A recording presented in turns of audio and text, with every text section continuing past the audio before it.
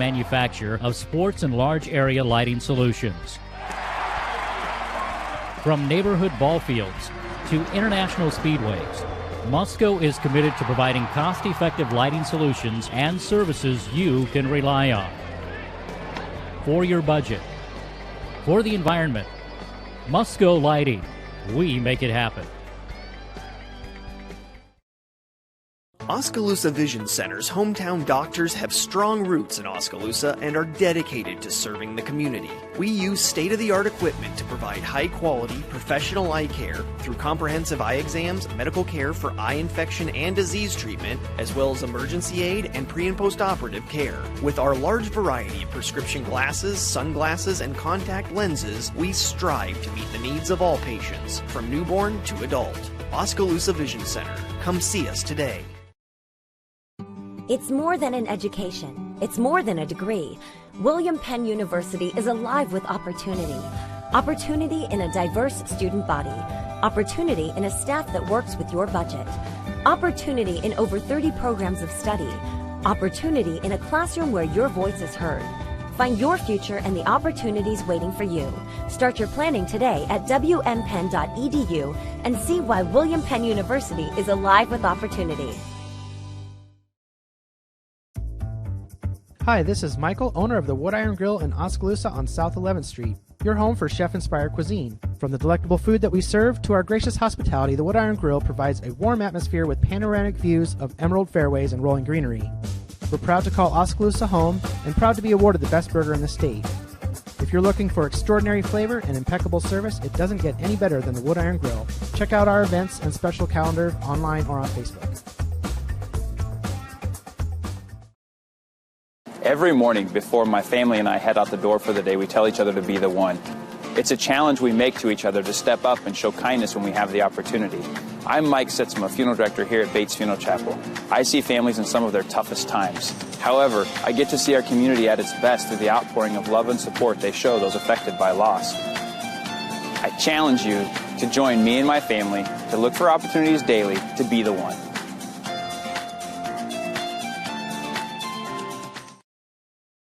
At Clow Valve Company, being the premier place to work is part of our core vision, and this includes helping our local community be a premier place to live.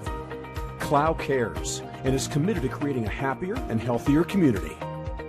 By volunteering in local events and fundraisers. By donating to nonprofit organizations. By leaving a better tomorrow than today. Clow is more. We are Clow Valve. Why do more people love Fairway meat? Because the fact is, every cut is a cut above. And nobody has the chops we do. We see food differently. The stakes are big, and we always over-deliver. That's why Fairway is the choice place to meet. Because at Fairway, we're meat masters. And nothing matters more to us than making sure you get the highest quality meat in town. Fairway Meat and Grocery. Everyone's favorite place to meet. Hi, this is Michael, owner of the Wood Iron Grill in Oskaloosa on South 11th Street, your home for chef-inspired cuisine. From the delectable food that we serve to our gracious hospitality, the Wood Iron Grill provides a warm atmosphere with panoramic views of emerald fairways and rolling greenery. We're proud to call Oskaloosa home and proud to be awarded the best burger in the state. If you're looking for extraordinary flavor and impeccable service, it doesn't get any better than the Wood Iron Grill. Check out our events and special calendar online or on Facebook. At Kinetic Edge Physical Therapy, we believe there's an athlete in all of us. Our bodies were made to move. Whether it's on the field or in your backyard, we know you'll feel better if you move better. Everyday tasks and activities can be made easier, and living without pain is possible. We're transforming lives and restoring hope through movement at Kinetic Edge.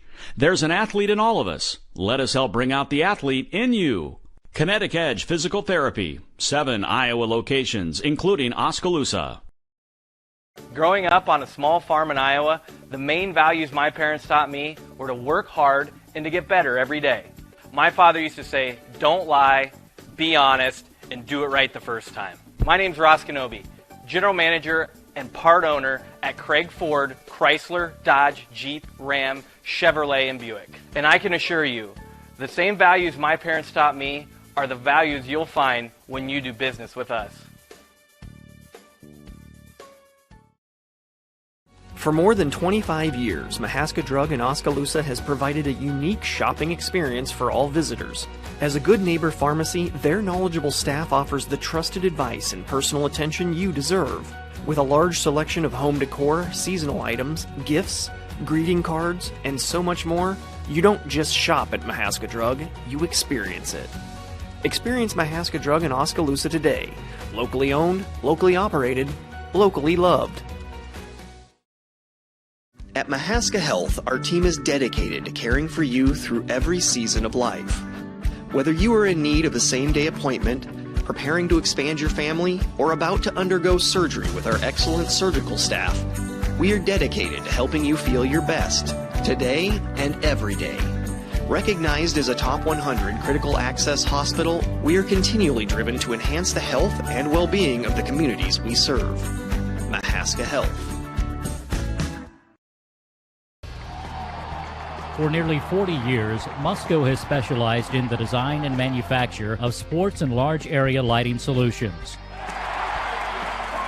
From neighborhood ball fields to international speedways, Musco is committed to providing cost-effective lighting solutions and services you can rely on. For your budget, for the environment, Musco Lighting, we make it happen. Oskaloosa Vision Center's hometown doctors have strong roots in Oskaloosa and are dedicated to serving the community. We use state-of-the-art equipment to provide high-quality, professional eye care through comprehensive eye exams, medical care for eye infection and disease treatment, as well as emergency aid and pre- and post-operative care. With our large variety of prescription glasses, sunglasses, and contact lenses, we strive to meet the needs of all patients, from newborn to adult. Oskaloosa Vision Center. Come see us today. It's more than an education. It's more than a degree. William Penn University is alive with opportunity.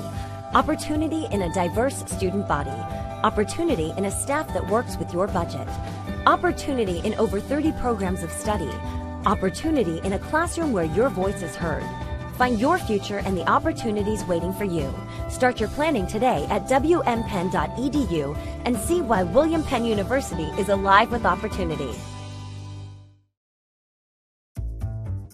Hi, this is Michael, owner of the Wood Iron Grill in Oskaloosa on South 11th Street, your home for chef-inspired cuisine. From the delectable food that we serve to our gracious hospitality, the Wood Iron Grill provides a warm atmosphere with panoramic views of emerald fairways and rolling greenery. We're proud to call Oskaloosa home and proud to be awarded the best burger in the state. If you're looking for extraordinary flavor and impeccable service, it doesn't get any better than the Wood Iron Grill. Check out our events and special calendar online or on Facebook. Every morning before my family and I head out the door for the day, we tell each other to be the one. It's a challenge we make to each other to step up and show kindness when we have the opportunity. I'm Mike Sitzma, funeral director here at Bates Funeral Chapel. I see families in some of their toughest times. However, I get to see our community at its best through the outpouring of love and support they show those affected by loss. I challenge you to join me and my family to look for opportunities daily to be the one.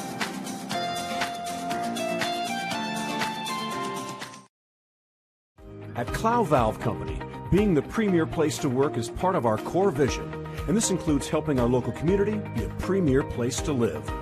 Clow cares and is committed to creating a happier and healthier community. By volunteering in local events and fundraisers. By donating to nonprofit organizations. By leaving a better tomorrow than today. Clow is more.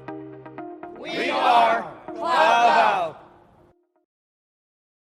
Why do more people love Fairway meat? Because the fact is, every cut is a cut above. And nobody has the chops we do. We see food differently. The stakes are big, and we always over-deliver. That's why Fairway is the choice place to meet. Because at Fairway, we're meat masters. And nothing matters more to us than making sure you get the highest quality meat in town. Fairway Meat and Grocery. Everyone's favorite place to meet. Hi, this is Michael, owner of the Wood Iron Grill in Oskaloosa on South 11th Street. Your home for chef-inspired cuisine. From the delectable food that we serve to our gracious hospitality, the Wood Iron Grill provides a warm atmosphere with panoramic views of emerald fairways and rolling greenery. We're proud to call Oskaloosa home and proud to be awarded the best burger in the state. If you're looking for extraordinary flavor and impeccable service, it doesn't get any better than the Wood Iron Grill. Check out our events and special calendar online or on Facebook.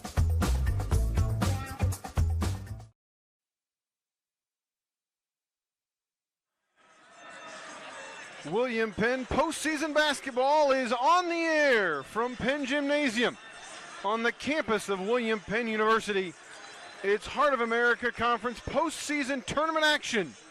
As tonight, quarterfinal round action as William Penn plays host to the Pioneers of MidAmerica Nazarene. Good evening and welcome inside Penn Gymnasium. Kylie Broadway with you. And we are getting set for what should be a very entertaining ball game here tonight as MidAmerica and William Penn do battle in the quarterfinal round of the Hart postseason tournament. William Penn, of course, comes in number 1 in the country, number 1 in the conference. They wrapped up their regular season title a couple of weeks ago. They come in 27-1 on the year, 18-1 regular season conference record. MidAmerica Nazarene comes in 15-14 overall, 10-9 in the conference. They finished in 4th place in the South Division behind Evangel, Central Methodist, and Benedictine. Other action tonight around the conference tournament. Central Methodist is taking on Peru State. They're hosting Peru State. Grandview is hosting Benedictine, and Evangel is hosting Mount Mercy to go along with our game here tonight. When you look at this matchup here tonight, these two teams met once in the regular season. That game took place back on February 5th, so just a few weeks ago. William Penn escaped Olathe back on February 5th with a 90-87 overtime victory. And that was their 23rd win on the year. For MidAmerica, of course, the storyline, Coach Rocky Lamar, longtime head coach Rocky Lamar, retiring at the end of this season. He's got 803 career wins coming into action tonight. And this is a team and a program that is playing for their postseason lives, as their current record in 4th place regular season finish in the South Division more than likely not good enough to earn them an at-large bid to the national tournament. So their only way to get to the national tournament probably is to win this conference tournament. And in order to do that, they've got to win here tonight on the road at William Penn. William Penn, again, number 1 in the latest poll. They come in 27-1 on the year.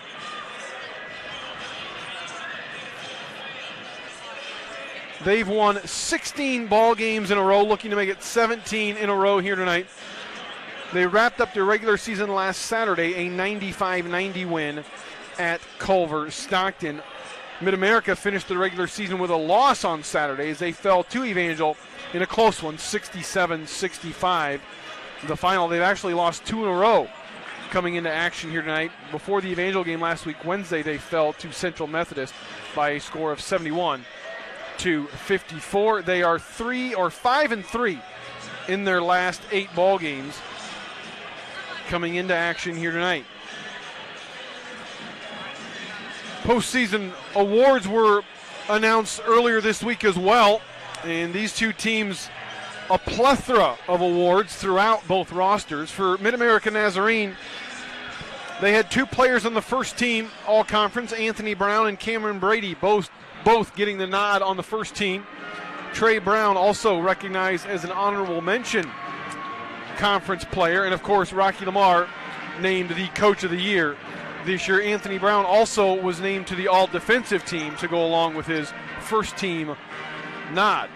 William Penn, they also had a couple of players on the first team all-conference, Kamari Newman and Kevion Blaylock. Blaylock also named the conference player of the year, his second year in a row winning that award.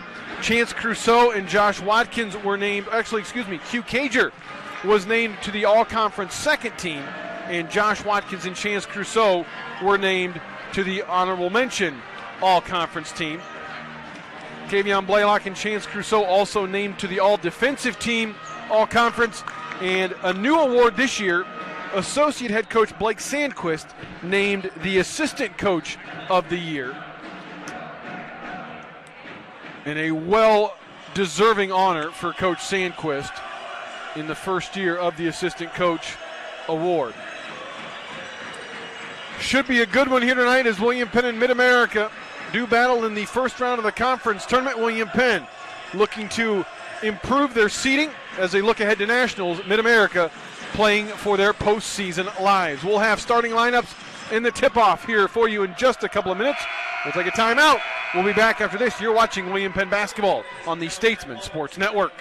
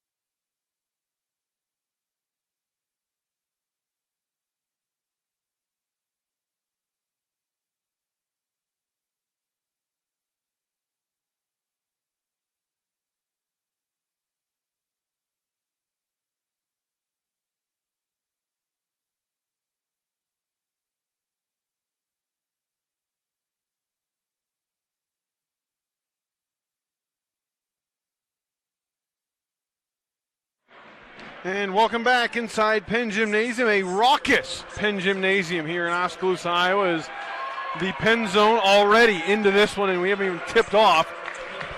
Good sized crowd on hand, a few empty seats on both sides, but I'd say about 85% full here as we get ready to go. Let's take a look at tonight's starting lineups.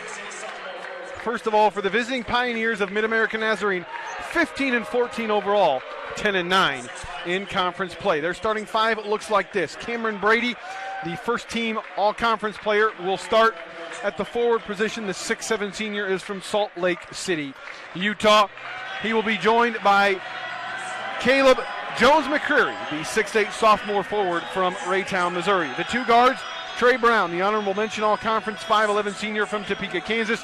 He is joined in the backcourt by Jake Alexander, the 6'5 junior from McPherson, Kansas. And in the middle, the first-team all-conference player and all-defensive team, Anthony Brown, the 6'5 junior from Olathe, Kansas. MidAmerica Nazarene, of course, coached by Rocky Lamar, the conference coach of the year. Assistant coaches are Adam Hepker, Brady Small, and Nate Howard. Those are the Pioneers. Here are your Statesmen, 27-1 on the year, 18-1 in conference play, winners of 16 in a row. Kamari Newman, the first-team all-conference 6'4 senior guard from Detroit, Michigan, will start in the backcourt alongside Chance Crusoe, the 6'1 sophomore from St. Louis. Crusoe, honorable mention all-conference in the regular season. Q Cager will start as the third guard, the 5'10 senior from Hopkinsville, Kentucky, a second-team all-conference performer. The front court, Kevion Blaylock, first-team all-conference, two-time player of the year, the 6'7 senior from Houston, Texas, and he'll be joined by Frederick Jackson, the 6'10 senior forward from Killeen, Texas. William Penn, of course, coached by John Henry, associate head coach and assistant coach of the year, Blake Sandquist.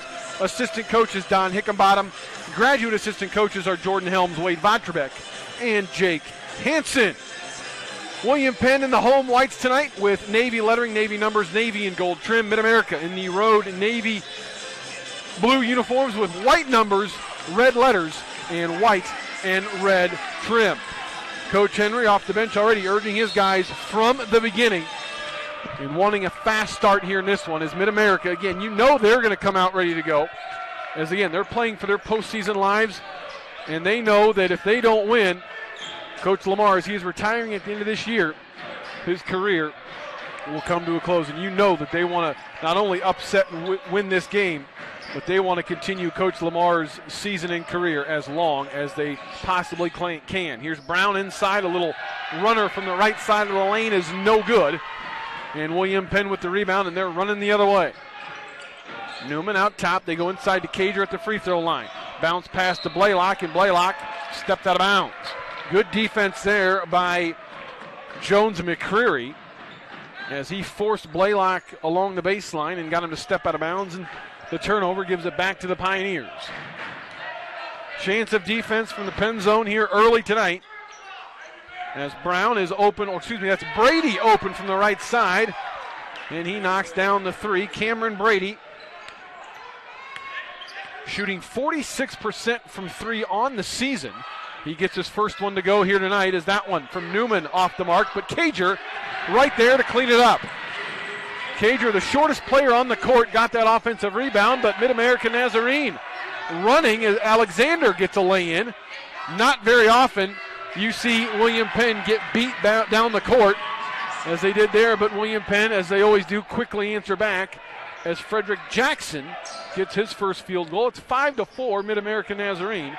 Minute and a half gone here in the first half. Here's Trey Brown with the basketball. They go inside to Jones McCreary. His little baby hook over the arms of Frederick Jackson is good.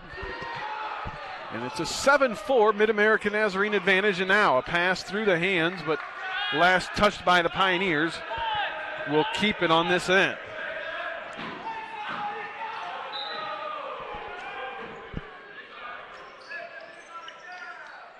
Cager off the inbounds will reset it way out top. Zone defense for the Pioneers here to begin as Crusoe with it baseline out to Kamari Newman. Uses the shot fake to get Alexander to run by him, but he can't connect as that one spins out. Here's Brown running the other way. Passes up the shot, gives it back to Brady, but Brady, a good look, not able to connect, left it a little short. Here's Newman on the attack. Out it comes to Blaylock. Blaylock skips a pass out to Chance Crusoe. Anthony Brown there to cut him off the free throw line. Here's Crusoe. Left elbow, jumper off the mark. And Brady with another rebound. Here's Brown inside, driving around Cager and scoring.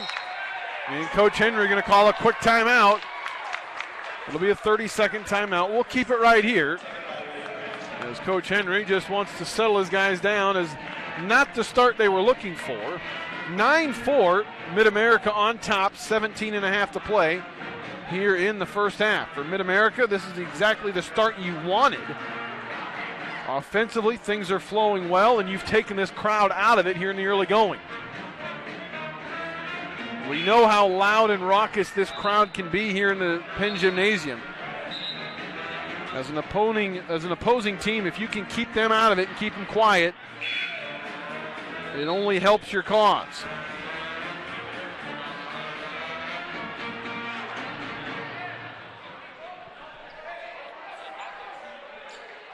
(9-4) MidAmerica on top.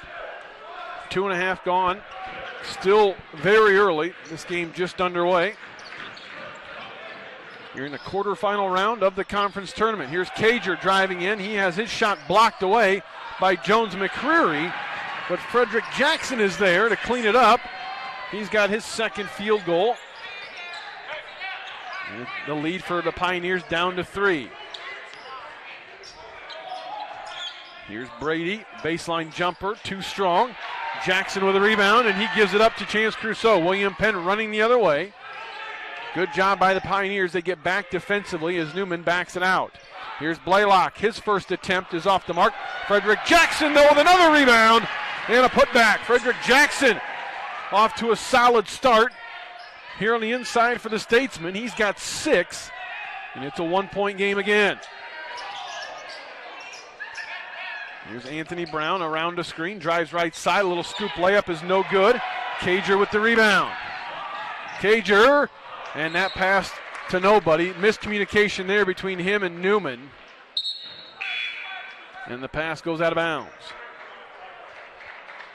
Substitution for William Penn. Rayhan Cobb checks in as Frederick Jackson gets an early, well-deserved breather.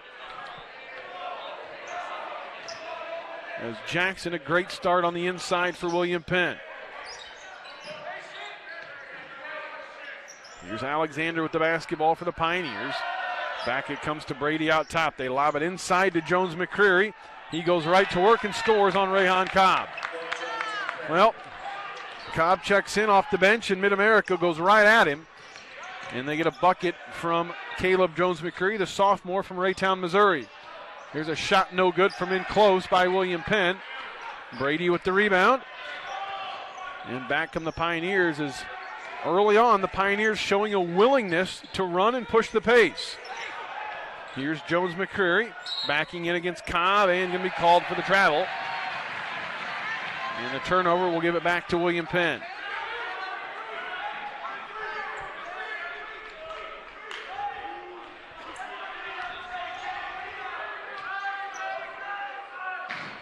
Cager walks it into the front court. Here's Newman with it, right corner. A little shot fake and a drive, and his floater rims out. Cobb was there battling for the rebound, but Cameron Brady corrals it for the Pioneers. Here's Anthony Brown with a shot fake and a drive inside, and that's going to be a reach-in foul on Q Cager.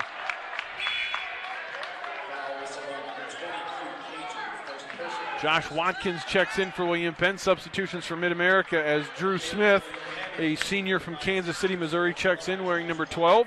Also in for Coach Lamar, number 35, Pedro Lopes, a 6'7" senior from Pelotas, Brazil. Here's Brady driving, lost it, chases it down in the corner, 13 to shoot for the Pioneers. There's a poke away, still loose. Now Brown corrals it out top, and he has it stripped and lost it out of bounds. It's good hands by Cager. Forces the turnover.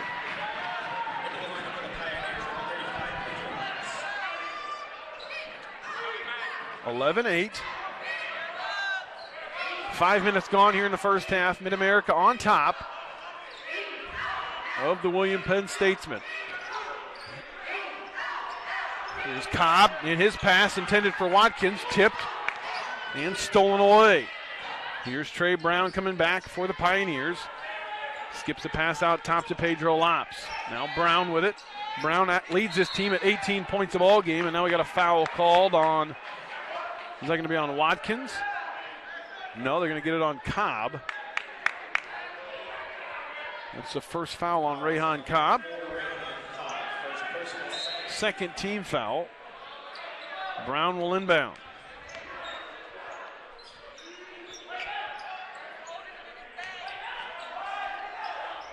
There's Brown going to work inside. He had the mismatch. He's got 7 inches on Q Cager. He got it at the high post, went right to work, and got the little turnaround to go. And there's a bad pass and a turnover. Watkins threw it away.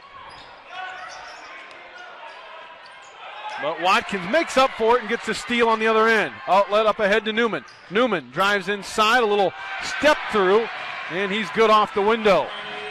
Good defense by Josh Watkins making up for the turnover. And that leads to the run out for Kamari Newman, his first field goal. MidAmerica, though, continues to lead. It's 13-10. 13.5 to play here in the first. Here's Lopes inside, and he lost it. Tried to make a move on Josh Watkins, but lost control of the dribble.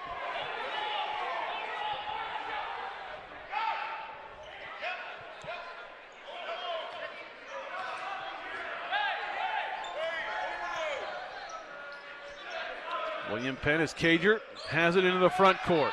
Over to Watkins, left side. He lines up at 3, left it short. Rayhan Cobb, though, with an offensive rebound. Here's Cager. A lob to Blaylock, and Blaylock fouled, as that's going to be whistled on Anthony Brown. Brown can't believe it.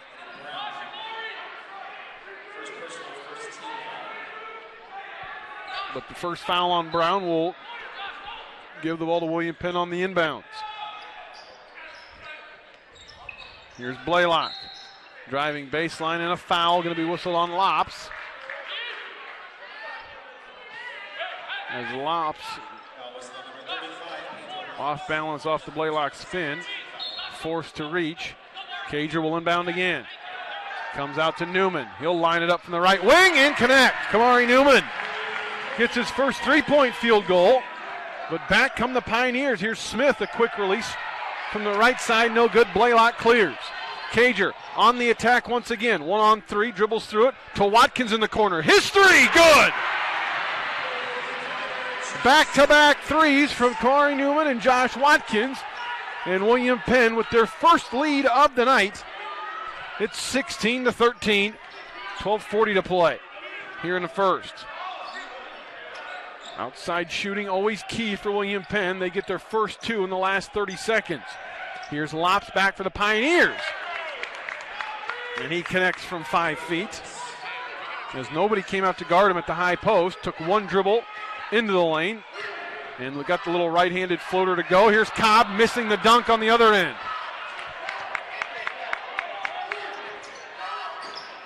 Cobb had an opening inside, but just couldn't connect or couldn't finish.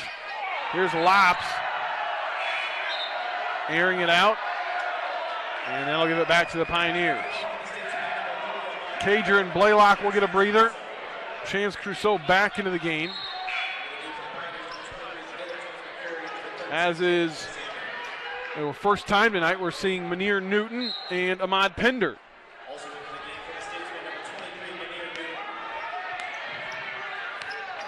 Manir Newton gets it inside, drives, and draws contact.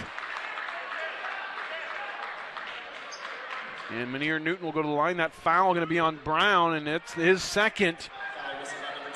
And that's a developing story for MidAmerica Nazarene, as their first teamer and leading scorer has picked up his second foul with 12 minutes to play. First free throw from Manir Newton is good.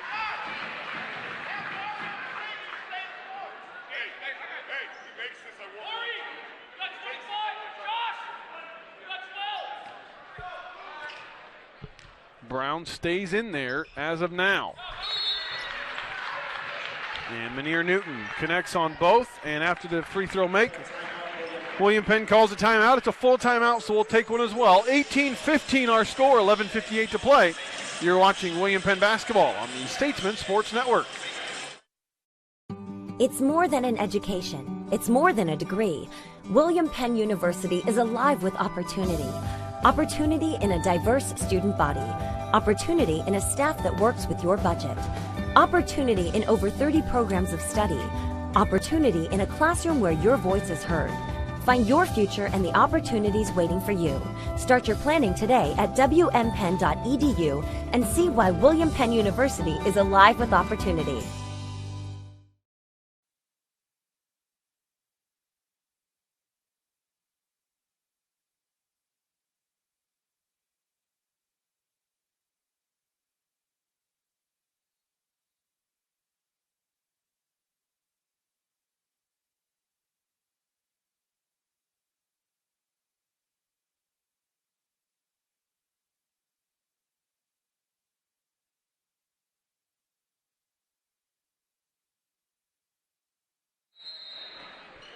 MidAmerica basketball out of the timeout.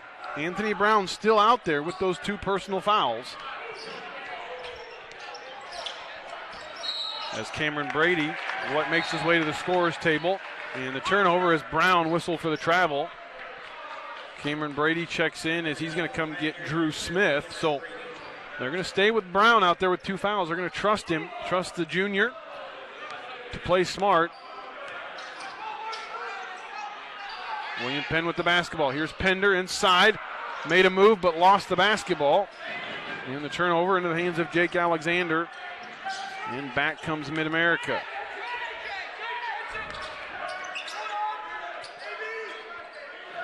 Here's Jones McCreary out top.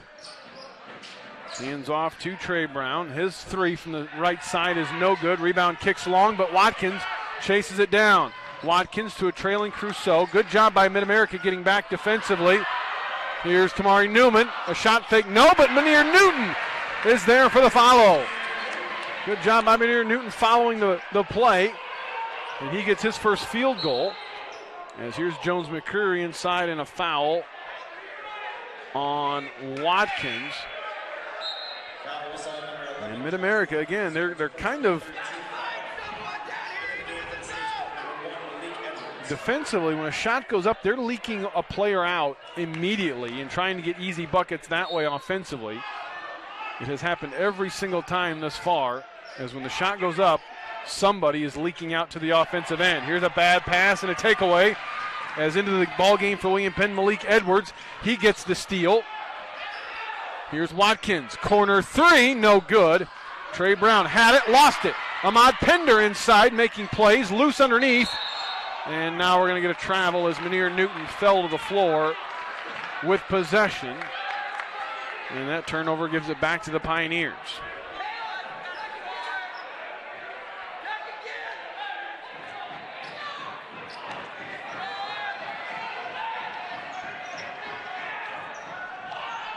Ten and a half to play, first half.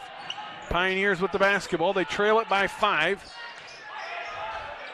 after leading for the first 7 minutes of action here tonight. Here's Alexander on the drive, now backs it out, gives way to Cameron Brady. 7 to shoot as Brady fouled out top. Ahmad Pender had his hands on him and is whistled for the body check. First foul on Pender, 4th team foul. Here's Brown with the basketball, guarded by Malik Edwards. Brown with the dribble, goes to Anthony Brown right side. He goes to Brady in the corner, and Cameron Brady gets his second from long range. That cuts William Penn's lead to 2. Here's Crusoe on the attack, can't finish. Munir Newton offensive rebound, but shot too strong from the left side. Here's Trey Brown giving to Cameron Brady, but Brady lost it along the baseline. And with 9:42 to play here in the first half, we'll have our media timeout. William Penn on top of MidAmerica Nazarene, 20-18. You're watching William Penn basketball on the Statesman Sports Network.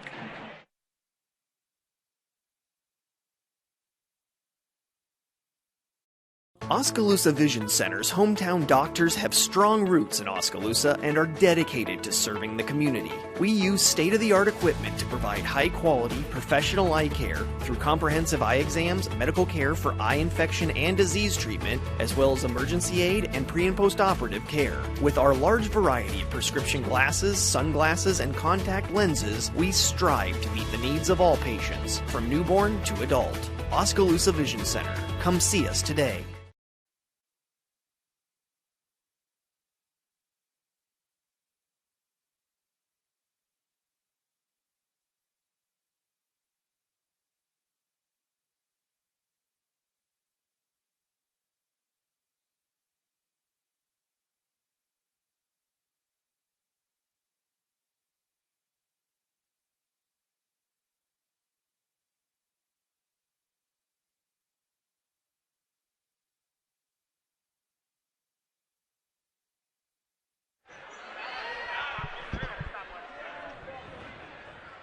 Out of the timeout, William Penn will have the basketball. They lead at 20-18, 9:42 to play here in the first half.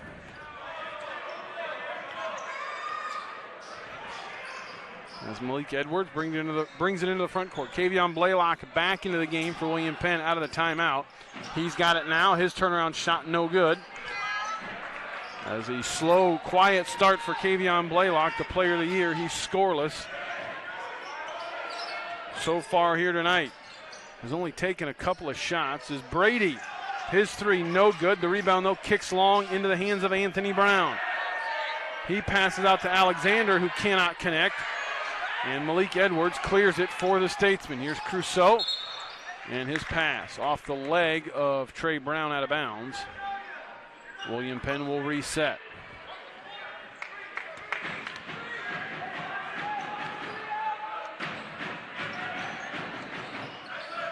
Here's Crusoe over to Edwards on the left side. Edwards back to Crusoe. He passes into Menier Newton along the baseline. Back out to Crusoe. Here's Edwards. Left side, three on the way. Aired it out. Saved by Newton, but into the hands of Trey Brown. MidAmerica not having numbers, so Brown will back it out, and they'll reset it with Alexander. Back to Brown. He'll rise up from the right wing and connect. Trey Brown, the senior from Topeka, with his second field goal, his first three. And that gives MidAmerica the lead right back, but William Penn with a quick answer. Ahmad Pender with the tip, but MidAmerica again leaking out off the shot attempt was Cameron Brady, and he gets an easy put in. The foul whistled on Crusoe, his first, and that'll give Brady the and one opportunity. Ahmad Pender, Menier Newton check out. Frederick Jackson and Kamari Newman back into the game. William Penn going to have to recognize that the Pioneers are leaking at least one out every single time. They've got to get back defensively. Usually it's the other way around, that William Penn is getting layups off of makes or misses as Crusoe scores it from in close. Here's Jones McCreary inside, missing. Rebound tapped out to Crusoe. Here's Crusoe on the attack, splits the double team, but can't get it to go. Officials letting a lot of contact go. Here's Trey Brown, a quick three off the mark. And Blaylock with the rebound. Here's Crusoe on the attack now. Back out it comes to Edwards. Here's Kamari Newman.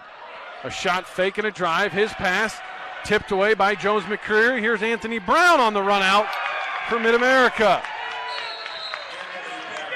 And now Coach Henry whistled for a timeout. As Coach Henry was not happy with the lack of the foul call on that drive by Crusoe when he split the double team.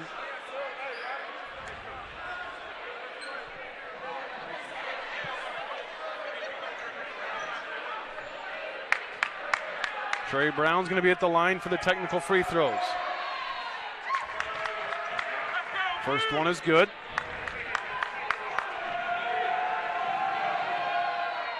Second one, good for Trey Brown. He's got 7 points.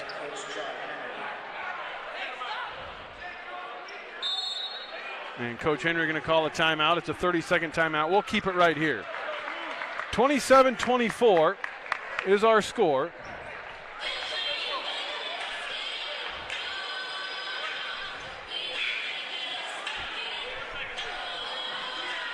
Seven and a half to play. MidAmerica on top, 27-24.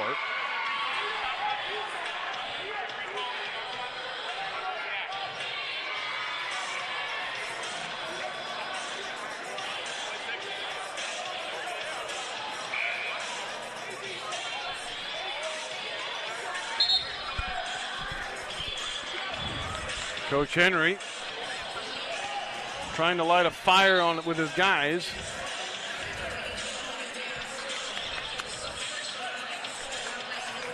(27-24). Q Cager will inbound for William Penn.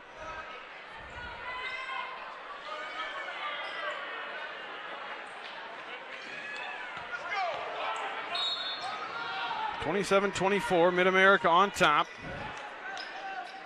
William Penn in possession. Here's Blaylock inside, scoring his first field goal on the dunk. Is a good crowd, or a good following from Olathe for MidAmerica Nazarene has made the trip up to Oskaloosa tonight, and they are making themselves heard here in the early goings. Here's Alexander driving a foul. And that's going to be whistled on who? Kamari Newman. That's going to be his first. Is kind of ironic that that's called after nothing has been called through the first 12 and a half minutes.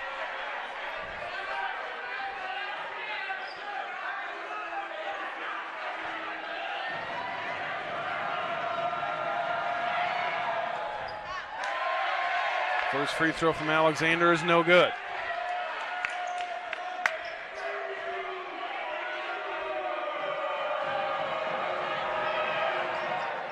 Alexander gets the roll on the second. 28-26. Here's Q Cager on the attack, driving, splits the defense inside. Can't get the roll, but he'll go to the line. That's going to be on Lops, I believe. And that's his second. Cager at the line for two. First free throw spins out.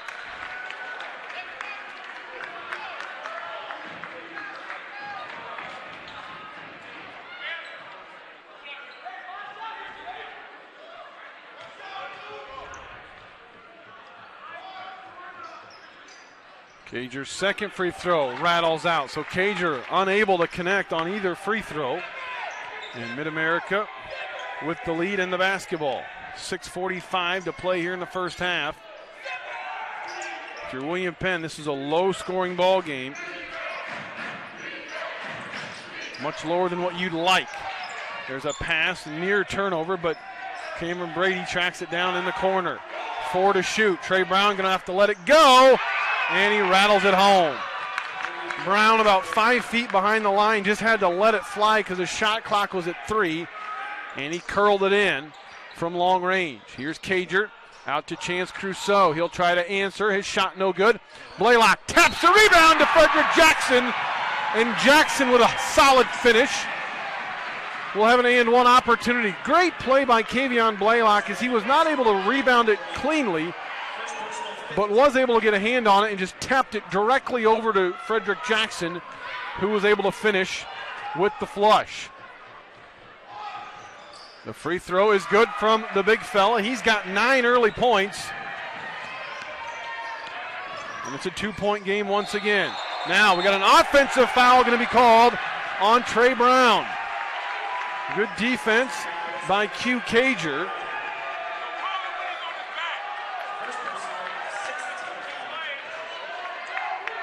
(31-29). Crusoe into the front court. Chance of Let's Go Statesman from the Penn zone. Here's Newman.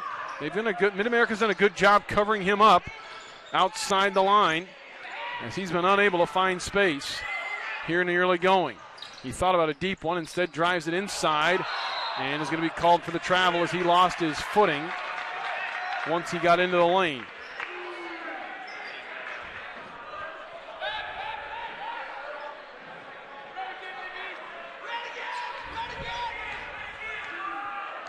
Brown will bring it into the front court for the Pioneers.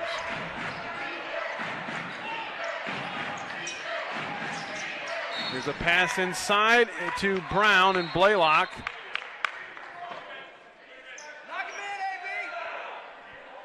Blaylock called for the foul, and now they're going to send teams to the benches for I don't know what are we reviewing? I didn't see anything that would warrant a review. It was a foul on Blaylock, and like immediately after the whistle, he was signaling that he wanted to come to the monitor to review something.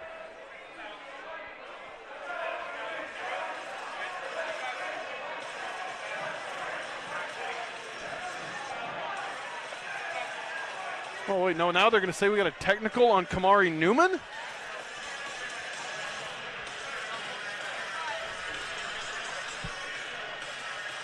We're going to try and get an explanation as to what happened.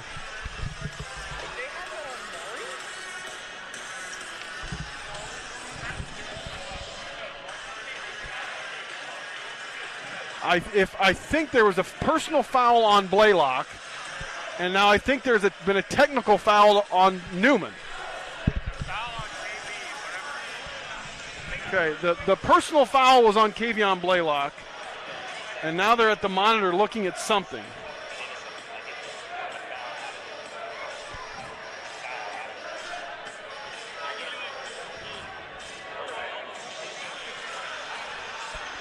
Okay, so they're looking to see if a potential elbow after the play, I believe, or after the whistle. Right now, we've got a personal foul on Kevion Blaylock, and that's all I've got for now.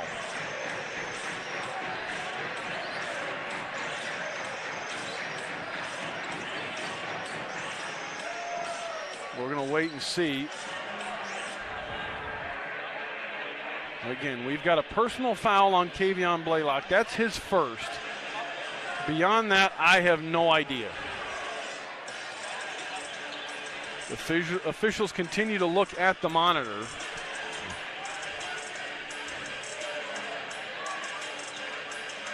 We will see. Meanwhile, both teams huddled up near their benches.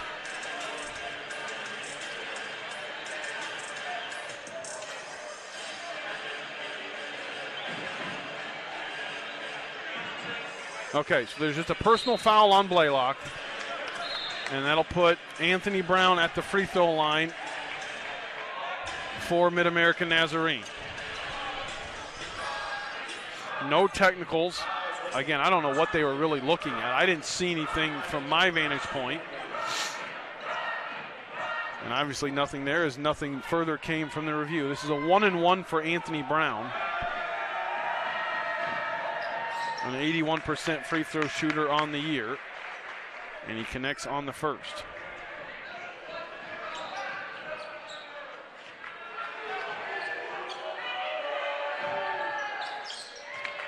Brown gets them both. He's got 6 on the night. And it's a 4-point lead once again for MidAmerica Nazarene, 33-29, 5.5 to play. A very low scoring half and a turnover as Newman threw it away, but he takes it right back. Here's Newman on the drive, has it blocked by Jones McCreary. Now a run out for Anthony Brown, gives up to a trailing Brady for the flush.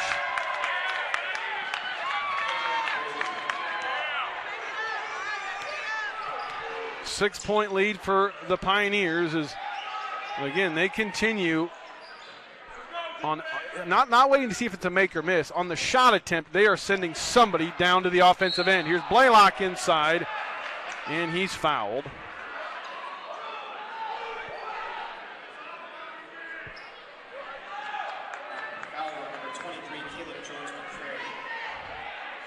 First foul on Jones McCreary. Blaylock will be at the line. First free throw from Blaylock is no good.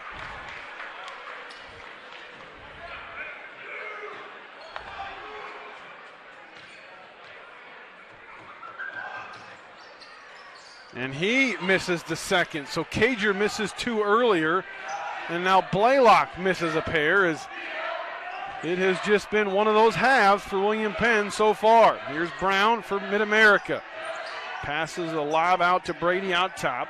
Now Alexander, he'll put it on the floor. Circle back out and threw it away. Miscommunication between Alexander and Anthony Brown. And the turnover gives it back to William Penn, as Drew Smith going to check into the ball game. Alexander will get a breather.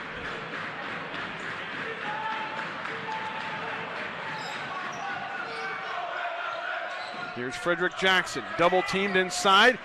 Shot off glass, no, but Blaylock is there on the weak side to clean it up.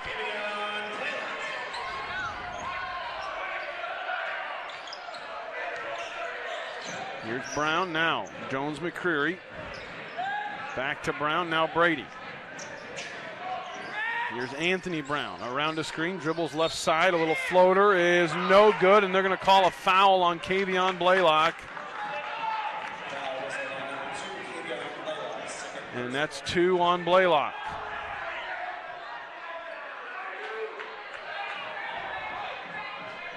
And again, that's one of those where, for everything that hasn't been called here in the first half, that's a tough one to take. Brown misses the first free throw, though. Josh Watkins going to check in as Jackson will get a breather. Anthony Brown misses them both. The 81% free throw shooter misses a pair as Newman inside for William Penn. Cut off, gives it off to Cager, and Cager scores inside. 2-point game again, 3:40 to play here in the first half, as William Penn has scored 4 straight. Here's Jones McCreary, right elbow.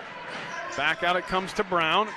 He dribbles left side. Jones McCreary sets the screen on Cager, loose, poked away. Here's Cager on the run out for William Penn, lays it up and in.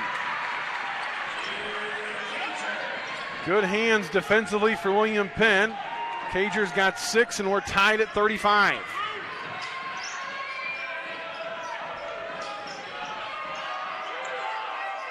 Here's Jones McCreary. They're going to post up Brady against Watkins. He'll turn and fire from the baseline, and he scores it. And after the make, a timeout called, I believe, by MidAmerica Nazarene. It's a 30-second timeout. We'll keep it right here. 37-35.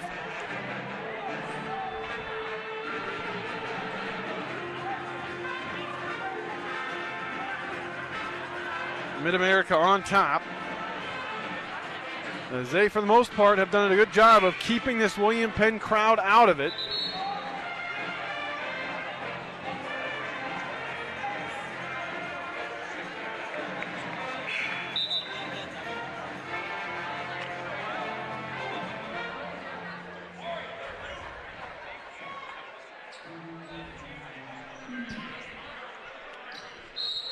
William Penn basketball after the timeout, as Crusoe will bring it into the front court. This crowd trying to will this team on as Newman misfires from the corner. Offensive rebound, though, is Crusoe. Somehow gets that to go. And we're tied at 37. Second field goal for Crusoe here tonight. Brady with it right side. Out it comes to Jones McCreary. Now here's Drew Smith with it. They go inside to Brady, posting up on Watkins. There's a size advantage there for Brady. He passes out of it to Anthony Brown. Brown drives in and will go to the line. That foul going to be whistled on who? Watkins. That's his second. And that'll put Brown at the line where he just missed 2 a moment ago.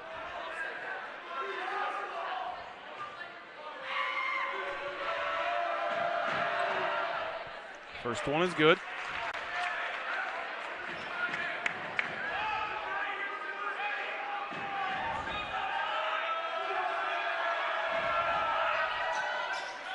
Second one short. And Newman with the rebound for William Penn. Newman into the front court to Watkins in the corner. Here's Cager inside. A little shovel pass to a waiting Blaylock on the baseline. And Blaylock with an easy put in. He's got 6 now. And William Penn back on top by 1 with 1:55 to play here in the first half. Here's a bad pass and a takeaway. Cager with the takeaway.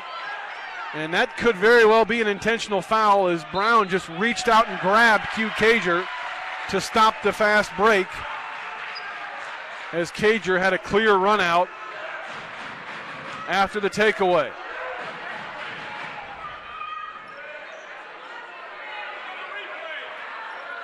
So the intentional foul on Trey Brown puts Q Cager at the line for 2.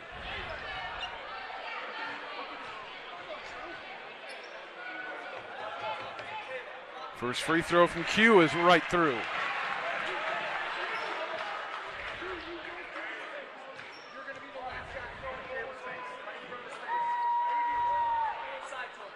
Cager's second one, a little too strong. So he gets 1 of 2 at the line. William Penn leads it 40-38, and they will have the possession with 1:49 to play before the break.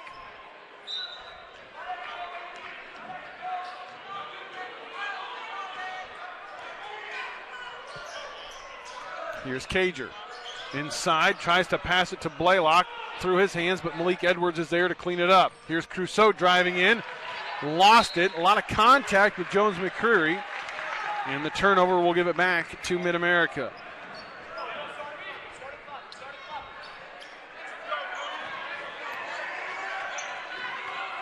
Brown will walk it into the front court.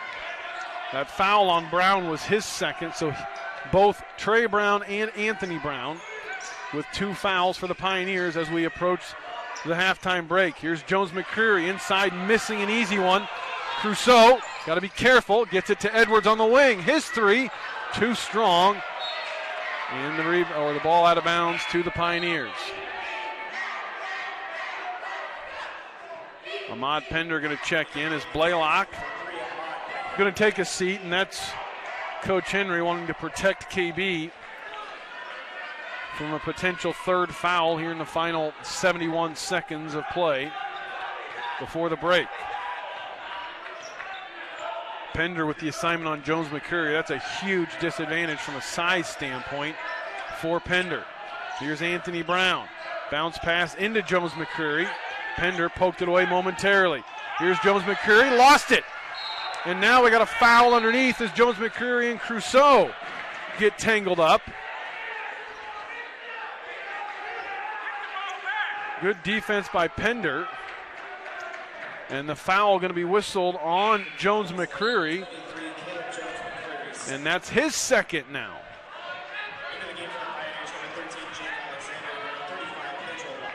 Jake Alexander and Pedro Lops check in for MidAmerica. Frederick Jackson going to check in for William Penn in place of Malik Edwards.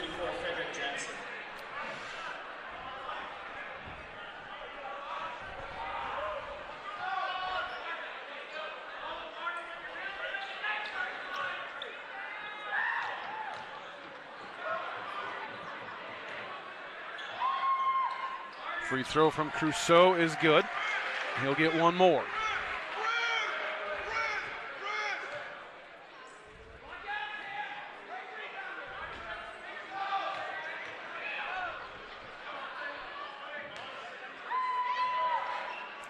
Second one from Chance rattles out. So the free throw shooting. Not ideal for either side here in the first half. William Penn, though, leads it by 3. Final 40 seconds of play here in the first half. Here's Alexander with the basketball, guarded by Kamari Newman. Lops out to set a screen, Alexander. Out it comes to Trey Brown. Brown dribbles left on Q Cager, passes it into Brady, but Pender poked it away. Here's Crusoe, up ahead to Cager all by himself.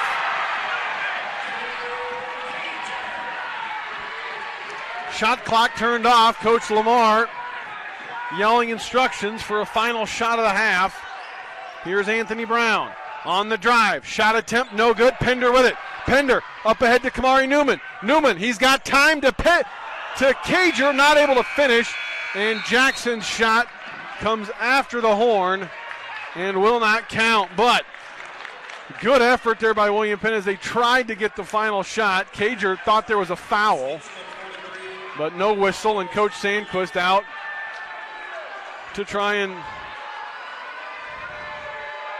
get his guys off the court. You don't want anything to happen here. 20 minutes of action in the books. William Penn on top, 43-38. They end the half on an 8-1 run, and they lead it by 5 here at the break. We'll take a timeout. We'll come back with a look at first half stats in just a few minutes. You're watching William Penn basketball on the Statesman Sports Network. Every morning before my family and I head out the door for the day, we tell each other to be the one. It's a challenge we make to each other to step up and show kindness when we have the opportunity. I'm Mike Sitzma, funeral director here at Bates Funeral Chapel. I see families in some of their toughest times. However, I get to see our community at its best through the outpouring of love and support they show those affected by loss. I challenge you to join me and my family to look for opportunities daily to be the one.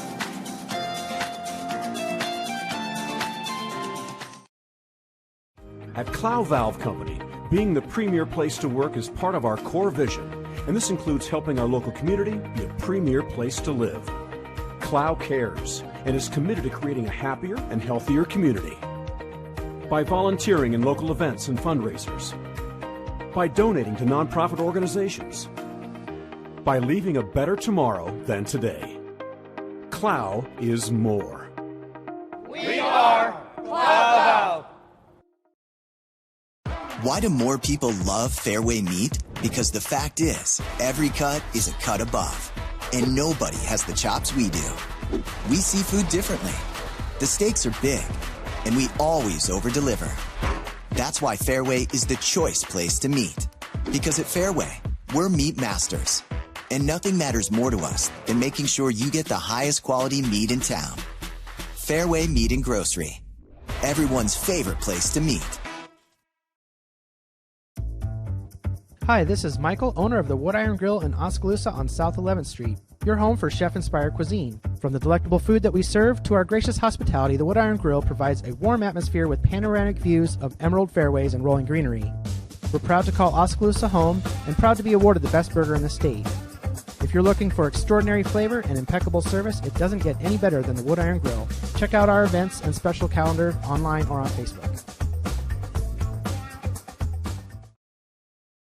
At Kinetic Edge Physical Therapy, we believe there's an athlete in all of us. Our bodies were made to move. Whether it's on the field or in your backyard, we know you'll feel better if you move better. Everyday tasks and activities can be made easier, and living without pain is possible. We're transforming lives and restoring hope through movement at Kinetic Edge. There's an athlete in all of us. Let us help bring out the athlete in you. Kinetic Edge Physical Therapy, 7 Iowa locations, including Oskaloosa. Growing up on a small farm in Iowa, the main values my parents taught me were to work hard and to get better every day. My father used to say, don't lie, be honest, and do it right the first time. My name's Ross Kenobi, General Manager and part owner at Craig Ford, Chrysler, Dodge, Jeep, Ram, Chevrolet, and Buick. And I can assure you, the same values my parents taught me are the values you'll find when you do business with us. For more than 25 years, Mahaska Drug in Oskaloosa has provided a unique shopping experience for all visitors. As a good neighbor pharmacy, their knowledgeable staff offers the trusted advice and personal attention you deserve. With a large selection of home decor, seasonal items, gifts, greeting cards, and so much more, you don't just shop at Mahaska Drug, you experience it. Experience Mahaska Drug in Oskaloosa today. Locally owned, locally operated, locally loved. At Mahaska Health, our team is dedicated to caring for you through every season of life. Whether you are in need of a same-day appointment, preparing to expand your family, or about to undergo surgery with our excellent surgical staff, we are dedicated to helping you feel your best, today and every day. Recognized as a top 100 critical access hospital, we are continually driven to enhance the health and well-being of the communities we serve. Mahaska Health. For nearly 40 years, Musco has specialized in the design and manufacture of sports and large area lighting solutions. From neighborhood ball fields to international speedways, Musco is committed to providing cost-effective lighting solutions and services you can rely on. For your budget, for the environment, Musco Lighting, we make it happen. Oskaloosa Vision Center's hometown doctors have strong roots in Oskaloosa and are dedicated to serving the community. We use state-of-the-art equipment to provide high-quality, professional eye care through comprehensive eye exams, medical care for eye infection and disease treatment, as well as emergency aid and pre- and post-operative care. With our large variety of prescription glasses, sunglasses, and contact lenses, we strive to meet the needs of all patients, from newborn to adult. Oskaloosa Vision Center. Come see us today. It's more than an education. It's more than a degree.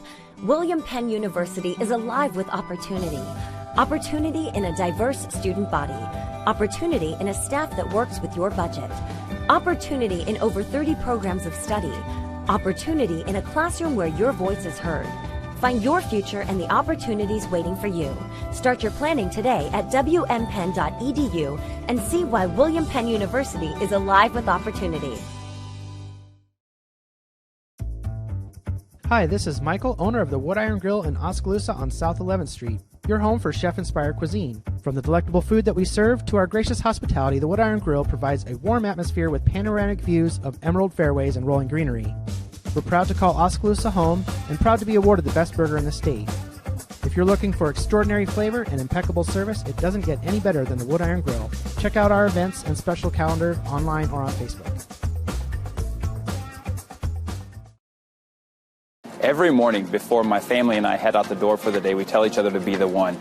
It's a challenge we make to each other to step up and show kindness when we have the opportunity. I'm Mike Sitzma, funeral director here at Bates Funeral Chapel. I see families in some of their toughest times. However, I get to see our community at its best through the outpouring of love and support they show those affected by loss. I challenge you to join me and my family to look for opportunities daily to be the one.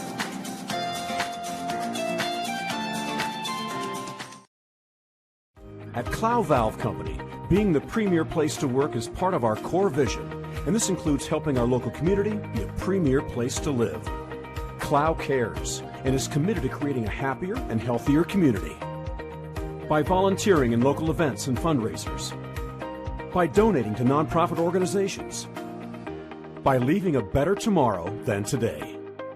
Clow is more. We are Clow Valve.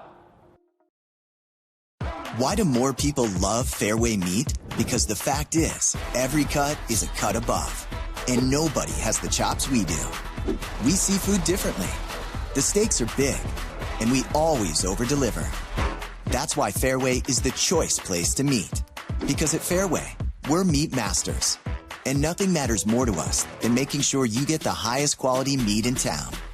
Fairway Meat and Grocery. Everyone's favorite place to meet.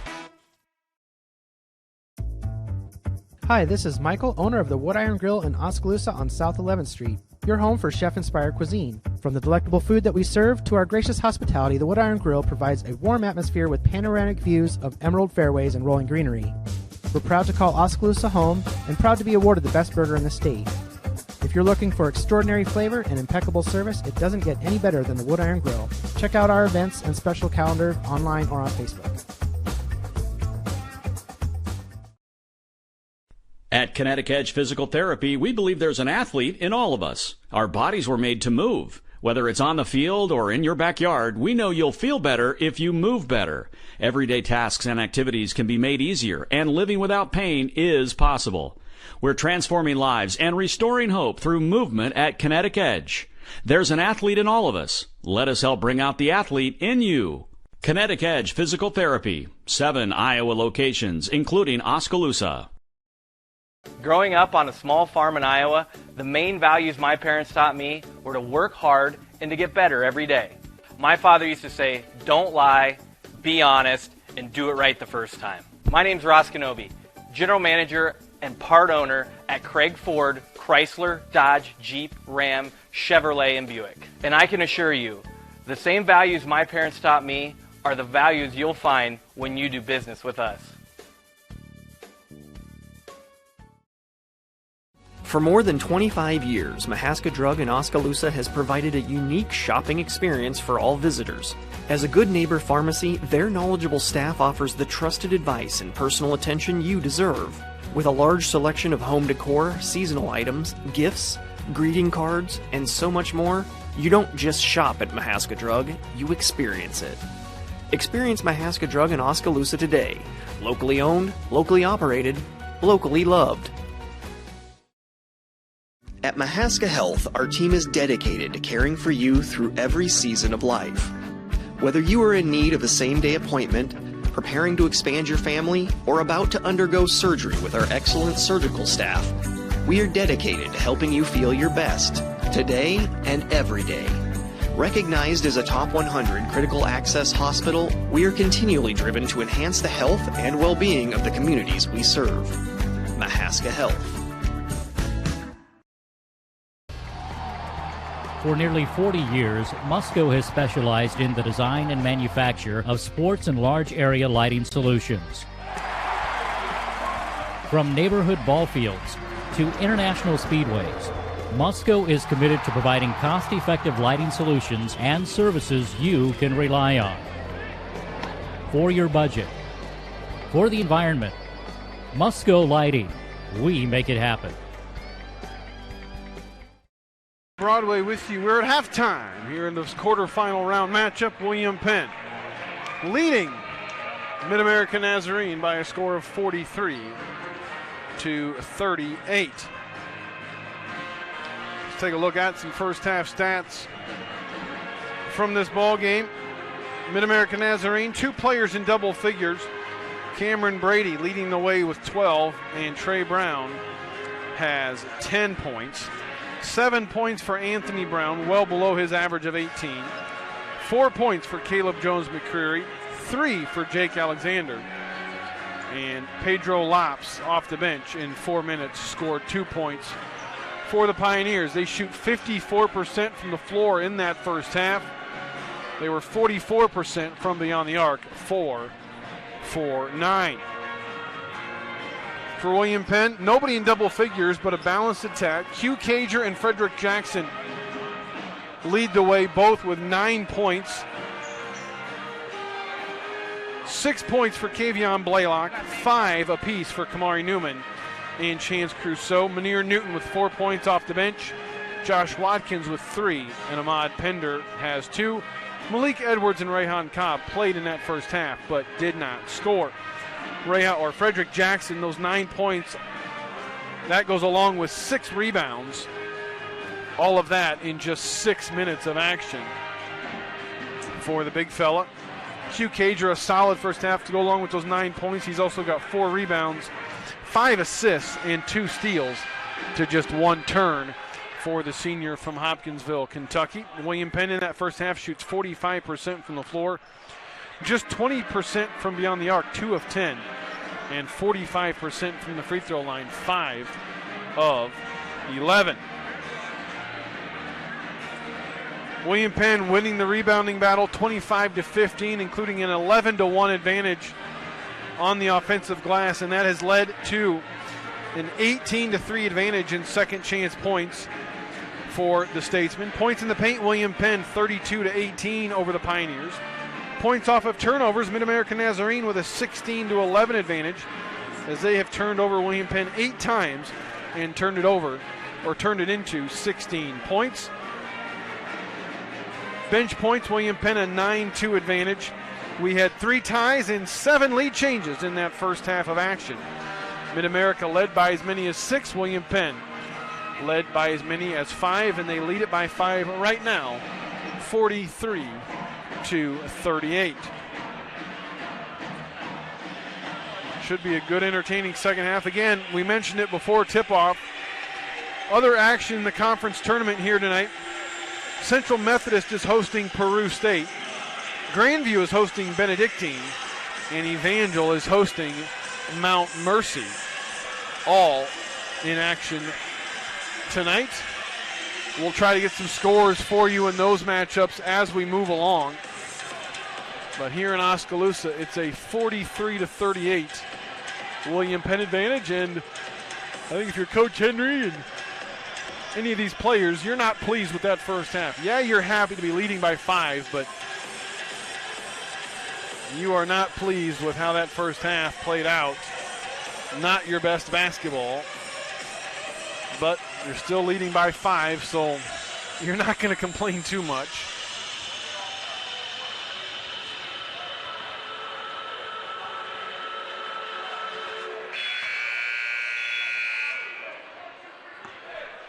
Same 5 that we saw start the ball game will start the second half for both sides.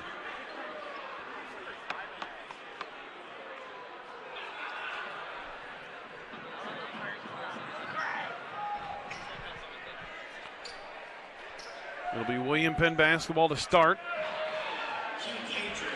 Cager, Crusoe, Jackson, Blaylock, and Newman. For the Pioneers, it'll be Brady, Brown and Brown, Alexander, and Jones-McCrary. Crusoe with the basketball over to Newman. Now back to Crusoe. Chance dribbles to the elbow, now backs it out to Newman, and he gets it back on the wing. Here's Newman with 15 to shoot, dribbles left side. Thought about forcing up a shot, instead circles it back around. Here's Blaylock driving around Jones-McCreary, and the reverse layup is good for Kevion Blaylock as he got it on the block, spun baseline, and then went reverse to avoid the block attempt from Jones-McCreary. 8 points now for Kevion Blaylock, the first team all-conference and conference player of the year. Here's Cameron Brady, though, for MidAmerica as he answers back quickly. And that foul is going to be on Frederick Jackson. His first, and Cameron Brady will be at the line for an and one opportunity. Free throw's good. 45-41. Again, these two teams played an overtime matchup in their only regular season meeting back on February 5th. A 90-87 Statesman victory.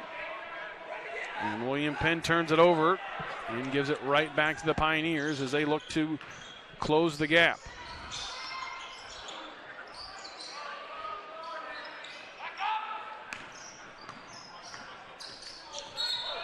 And now we're going to get a moving screen on Jones McCreary as he bumped into Q Cager. Coach Lamar not happy with that call.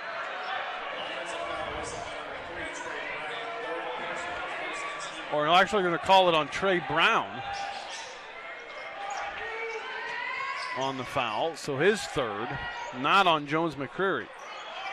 Here's Cager inside, lobbing it into Blaylock, and Blaylock the finger roll, and he's into double figures.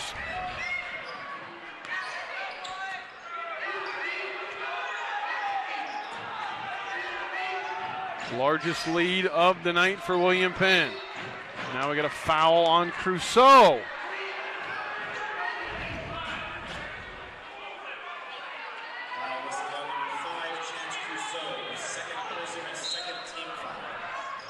Second personal on Chance Crusoe.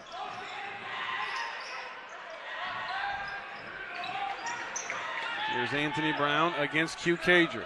Backing his way inside. And a foul going to be called on Q Cager.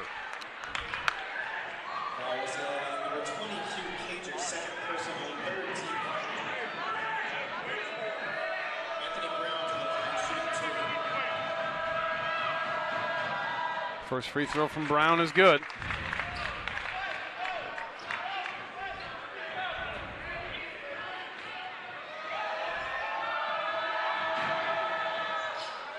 And he gets the second. William Penn on the attack again as Cager got in the air with nowhere to go with it, but Newman chased it down in the corner. Now Newman is fouled on the three-point attempt. Jake Alexander cannot believe the call.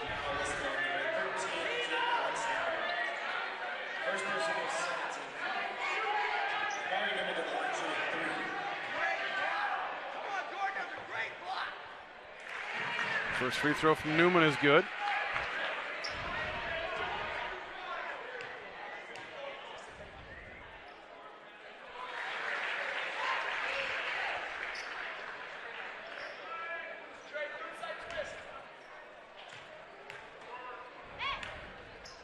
And Newman gets all three. Maybe that gets Kamari going. He's got 8. 7-point lead for William Penn, their largest.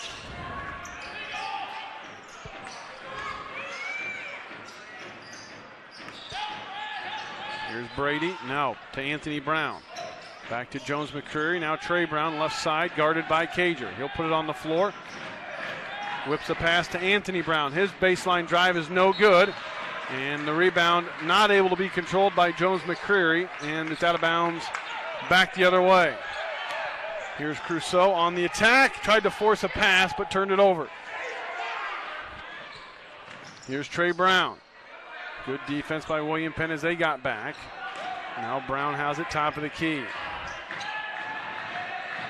They lob it into Jones McCreary. He's got the size advantage on Cager. Passes out of it to Trey Brown. His three from the top of the key, too strong.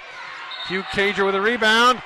And a foul going to be called on Jake Alexander as he came in underneath and tried to time up. Second foul on Jake.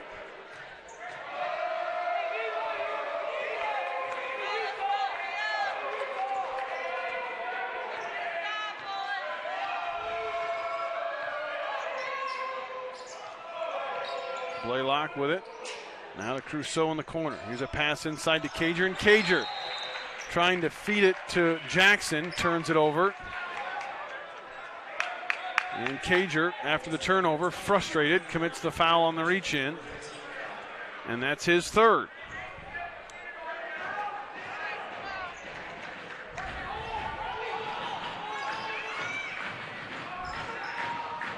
Fouls starting to mount up quickly on both sides here early in the second half. Here's Trey Brown with the basketball. Dribbles baseline, dishes off to Anthony Brown, and he had it poked away. Here's Blaylock, but he has his pocket picked. Now Jones McCreary scores after the steal.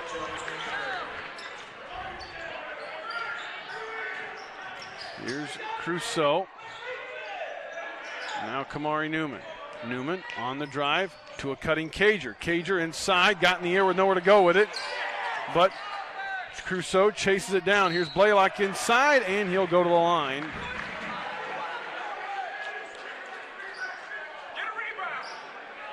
That foul going to be whistled on Cameron Brady. That'll be his second. Fourth team, and Blaylock at the line for two.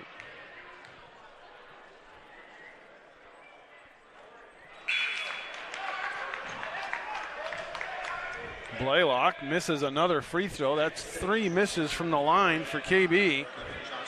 Normally a very good free throw shooter.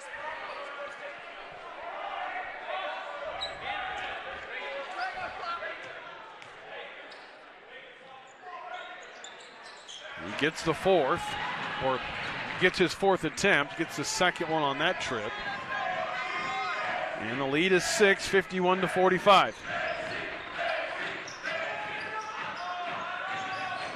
Here's a lob pass to nobody as Cameron Brady and Anthony Brown, some miscommunication. And the turnover gives it back to the Statesmen. They lead it with 15:50 to play here in the second half. Here's Crusoe. He tries to drive and he lost the basketball. Trey Brown back for the Pioneers. Dishes off to Alexander. His three on the way. And Jake Alexander, with his first three-point field goal, cuts William Penn's lead in half. Alexander's got 6 on the night. Here's Crusoe. A little floater inside, no good.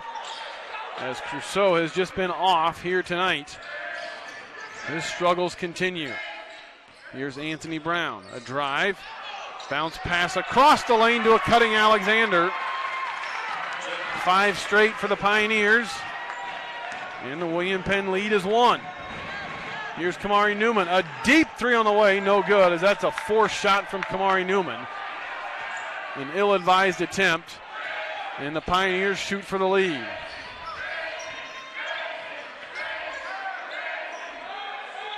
Here's Jones McCreary on Josh Watkins, baseline. Turns, kicks it to the corner. Cameron Brady a 3. And the rebound loose, saved. Cameron Brady comes up with it and scores. Well, right now, MidAmerica just wants the basketball more than the Statesmen. They scored 7 straight. It's a 52-51 Pioneer lead. Full timeout, William Penn will take one as well.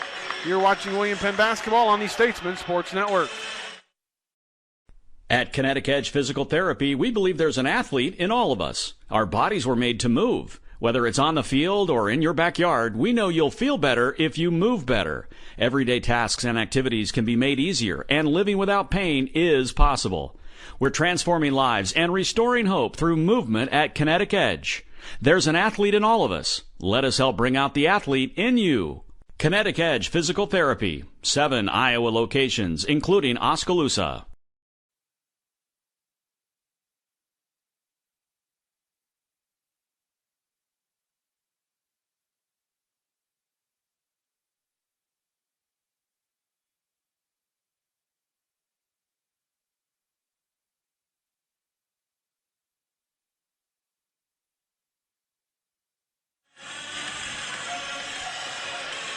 (52-51) MidAmerica, 7 straight, and they've turned a 6-point deficit into a 1-point lead as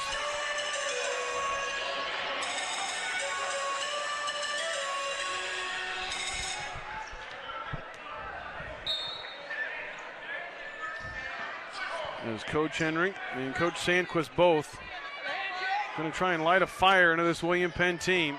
Here's Cobb inside. Cobb against Brady. Lost it on the way up. And it's out of bounds to the Pioneers.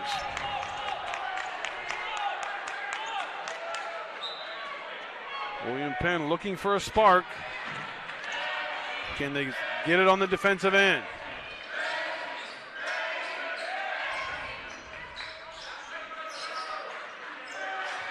Here's Anthony Brown. They lob it into Jones McCreary. Lost it. Chases it down. No, Alexander chases it down on the wing.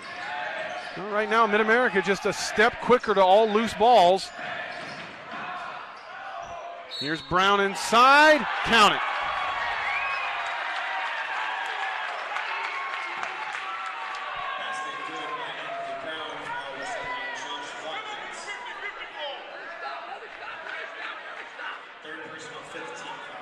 Third foul on Watkins. And Brown at the line for the and one. Free throw, good. 10 straight for the Pioneers. 50-50 balls all going MidAmerica's way right now. Here's Newman in the corner. Shot fake. Now here's Blaylock inside. He'll rise up and finish. Maybe that gets him going, but it's got to start on this end for William Penn.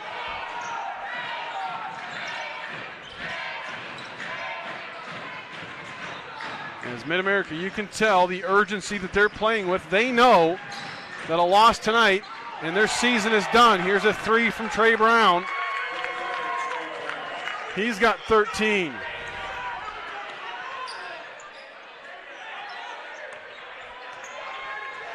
Here's Kamari Newman in the corner. He has had no space whatsoever here tonight as the Pioneers have been all over him.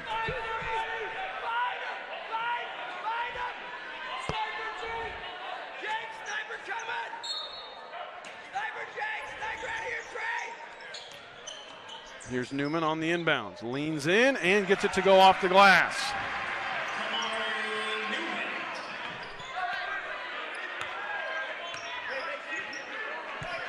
Here's Trey Brown. Around the screen, drives inside. Shot no good. Jones McCreary with an offensive rebound. He'll go back against Rayhan Cobb. Passes out of it. Here's Trey Brown. Same spot, same result.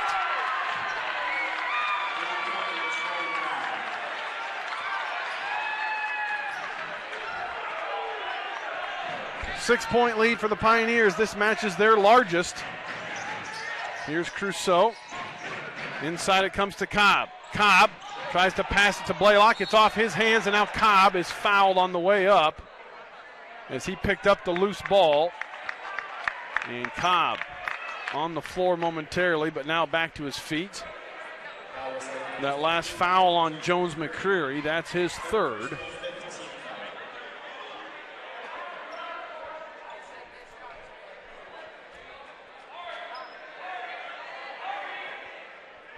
Rayhan Cobb officials giving him an extra minute to gather himself.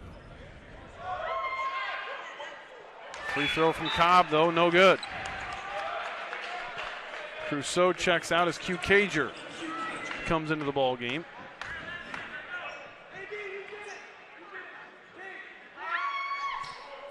And Cobb misses them both. Normally a good free throw shooter is Rayhan Cobb. And he misses two.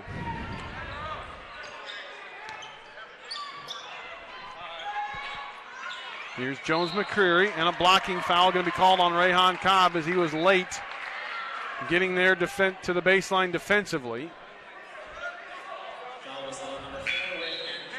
That's his second, and Ahmad Pender going to check in as Cobb will get a breather. So a smaller lineup now for William Penn against the taller lineup of MidAmerica. We'll see if that pays off. A little more quickness on the court with Ahmad Pender. Here's Trey Brown. He's got 2 threes the last trips. Cager with the assignment. Here's Jake Alexander. A drive inside. He pulls up and scores off glass. 8-point lead now for MidAmerica. Here's Kamari Newman forcing a three. It spins out.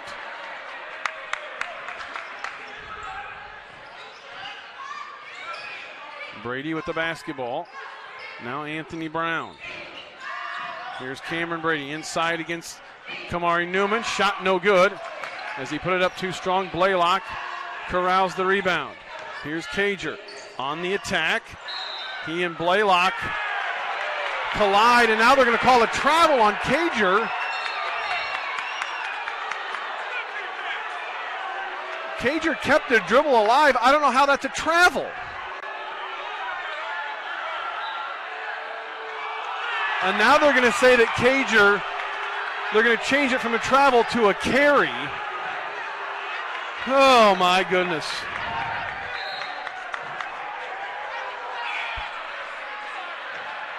We play on.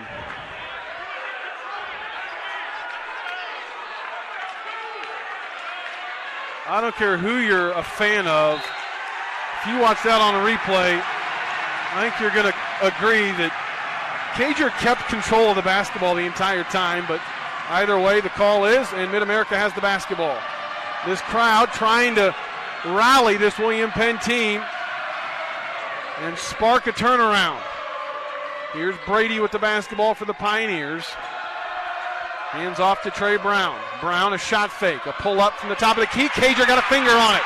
Here's Blaylock, a pass up ahead, but Pender unable to chase it down. But a good idea by Blaylock. He's been on the money with those passes all season long, but this crowd trying to bring the energy.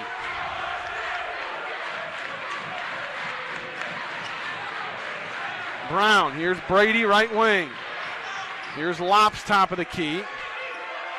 He's guarded by Blaylock. Now Brown gives way to Alexander. 10 to shoot. Alexander, a lob into Brady. His shot blocked by Pender, but a foul is going to be called on Ahmad Pender.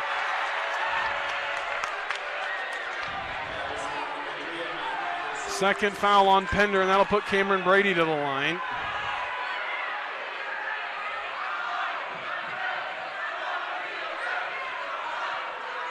Free throw from Brady is good.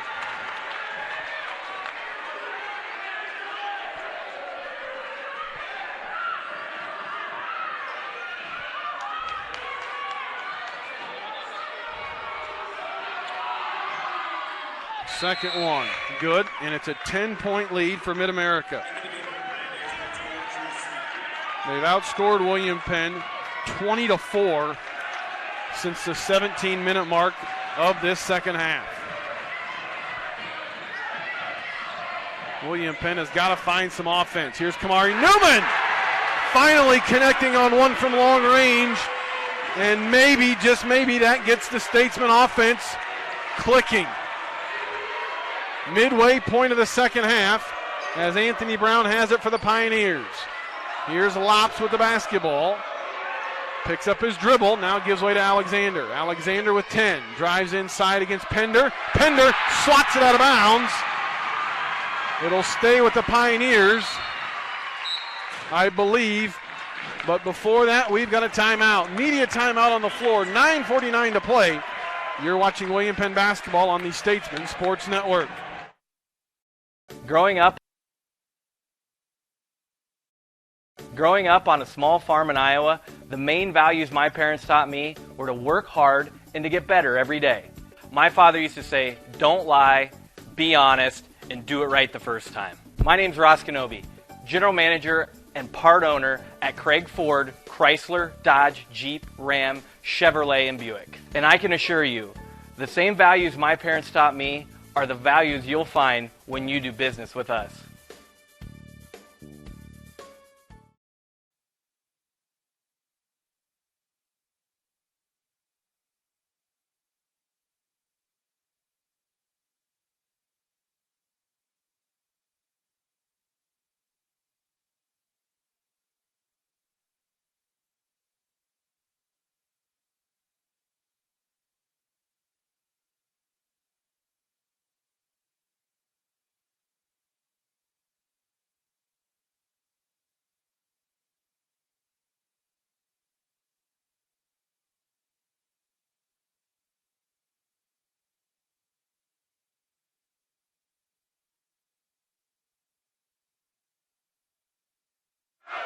Pioneer basketball after the timeout. Brown will inbound it. They've got 8 to shoot. Here's Anthony Brown. He'll drive on Kamari Newman. A tough shot from the right side of the lane is good for Anthony Brown. Tough shot, but he got it to go either way. That's the first team all-conference player in Anthony Brown. Here's Watkins. His 3 off the mark. But a foul on the rebound is they're going to get Anthony Brown for the push on Ahmad Pender. And that's 3 on Anthony Brown. Coach Lamar not happy. Cameron Brady and Caleb Jones-McCurry back into the ball game for the Pioneers. Cager inbounds it off the back of Brady. Out to Newman. Left wing 3 on the way. No. Rebound. Tipped. Pender's got it, and he'll go to the line.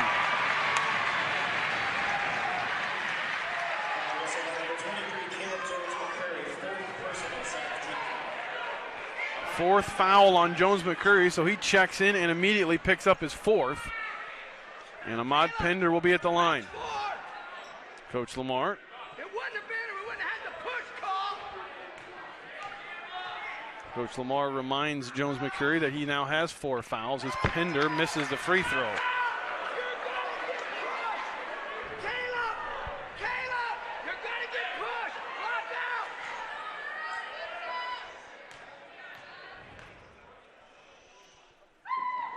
Second one from Pender, no good. Free throw struggles continue for William Penn here tonight. Here's Anthony Brown with the basketball, guarded by Kamari Newman. Here's Jones-McCreary, guarded by Blaylock. Blaylock all over him. He'll drive inside and scores. He went right around Blaylock. And now Trey Brown with a near steal, but Cager controls. Here's Josh Watkins, left side. Time to line it up, and he connects. Josh Watkins with his first 3. His second 3, his first of the half. And it's an 8-point game. William Penn, can they get some stops? Brady out to Alexander. He'll launch from the right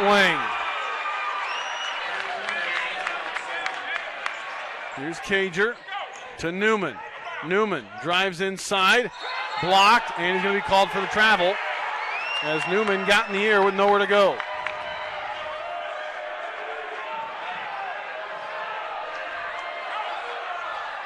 And now William Penn caught sleeping, and Anthony Brown with the dunk. Nobody for William Penn got back defensively off the dead ball.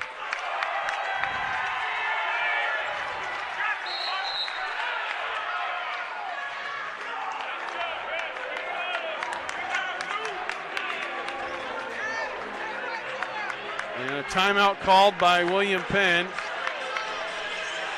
It's a full timeout, so we'll take one as well. 74-61. You're watching William Penn basketball on the Statesman Sports Network. For more than 25 years, Mahaska Drug in Oskaloosa has provided a unique shopping experience for all visitors. As a good neighbor pharmacy, their knowledgeable staff offers the trusted advice and personal attention you deserve. With a large selection of home decor, seasonal items, gifts, greeting cards, and so much more, you don't just shop at Mahaska Drug, you experience it. Experience Mahaska Drug in Oskaloosa today. Locally owned, locally operated, locally loved.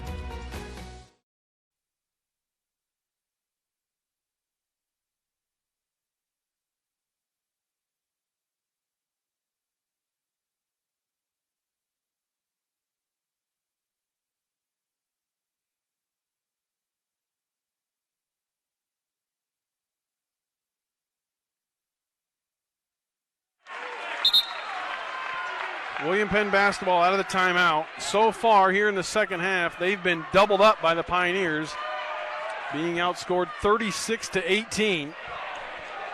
And we've got 8:21 to play. Still time for William Penn. This is a team that can score points in bunches, but they have got to get it going. Cager. Skip pass to Watkins right side. Here's Pender inside. He's double teamed. Passes it out to Newman. Newman will launch from the left side. Spins out. Cager, though, there for the putback. Newman had a good look. Just had it spin out. There's been a lot of those tonight on the William Penn side. MidAmerica now in no hurry offensively. As with an 11-point lead, they're going to look to run some clock. Here's Anthony Brown inside. Shot up, good. As he posted up Josh Watkins and went right to work. The size for MidAmerica really giving William Penn fits. Here's Cager on the penetration to Newman in the corner. His three, no good. And the rebound to Jake Alexander.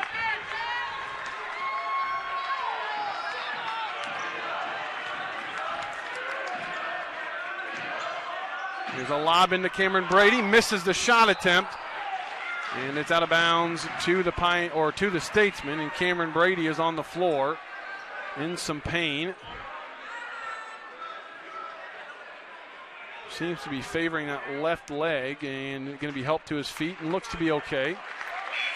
Slight limp with that left leg. I don't know if it's a cramp or what, but he says he's okay. Frederick Jackson going to check in for William Penn as Pender checks out. Coach Henry going to come back with some size in Jackson. Brady does check out now in favor of Pedro Lops. 7:06 to play, 76-63. Here's Newman, left side, lines up a three, no good. And on the rebound attempt, Pedro Lops going to be called for the foul, as Frederick Jackson will be at the line for a 1-and-1 after the foul on Lops.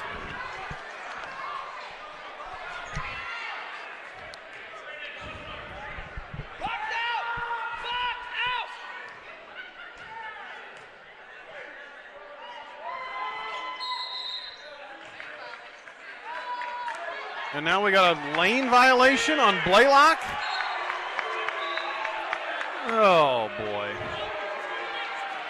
Coach Henry is just beside himself.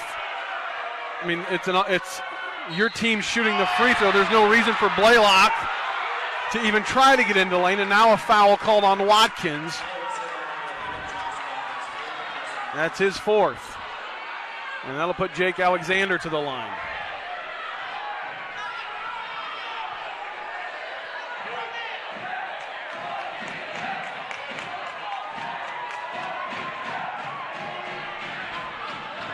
Alexander a 1-and-1. And he gets the bounce off the back iron.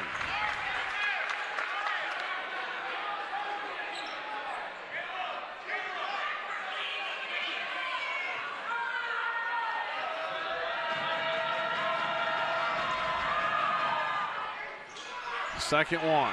No good. Blaylock corrals for William Penn. We're under 7 minutes to play. It's a 14-point lead. Here's Kamari Newman driving inside, and a foul going to be called. And that's going to be on Lops. That'll be his fourth.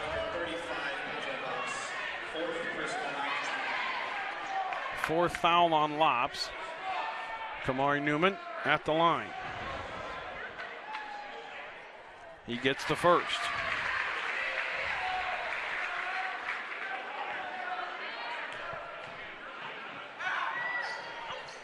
Misses the second, and the rebound chased down by the Pioneers.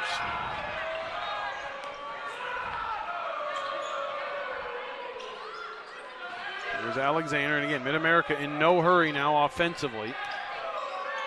As here's Cager with a takeaway. Cager all by himself on the other end with the flush.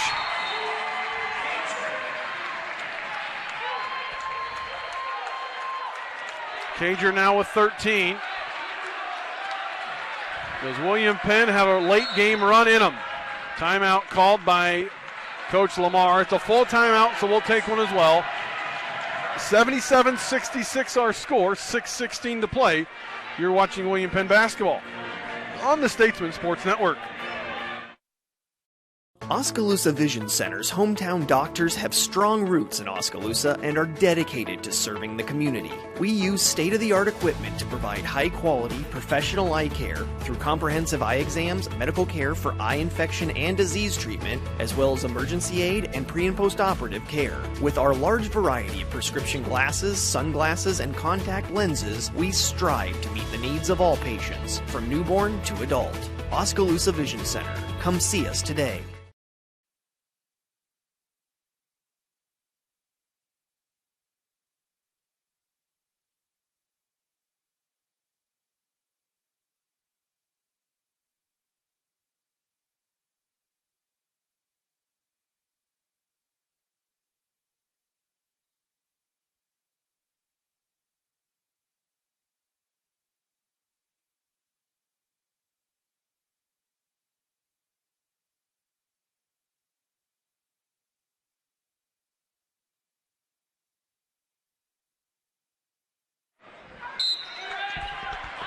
Pioneer basketball out of the timeout.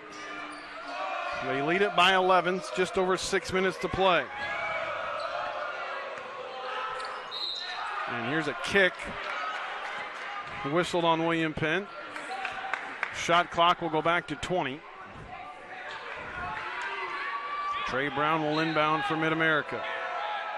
They lob it in to Jones McCreary. Here's Blaylock with a takeaway out top. Blaylock going the other way with the hammer. And now Cameron Brady again on the floor as he appears to be cramping.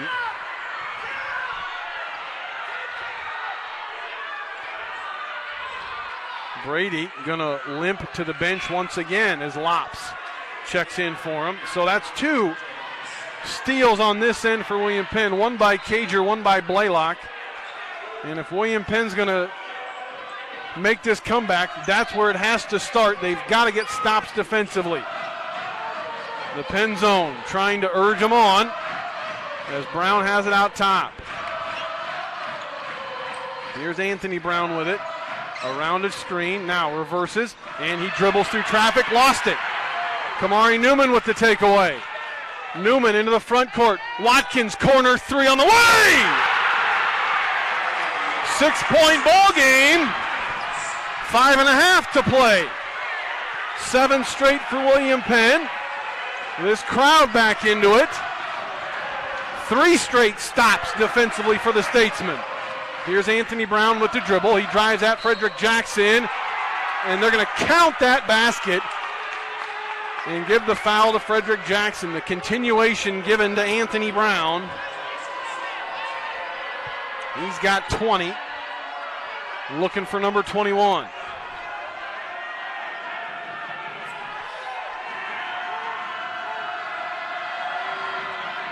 Free throw's good, and that pushes the lead back to 9, 80-71. Here's Cager looking to penetrate, drives left side to the basket, scores.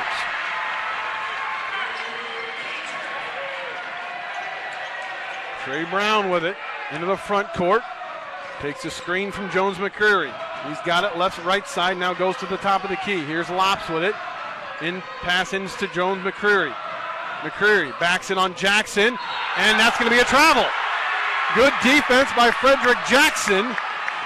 Forces the travel on Jones McCreary as he never got the basketball out of his hands.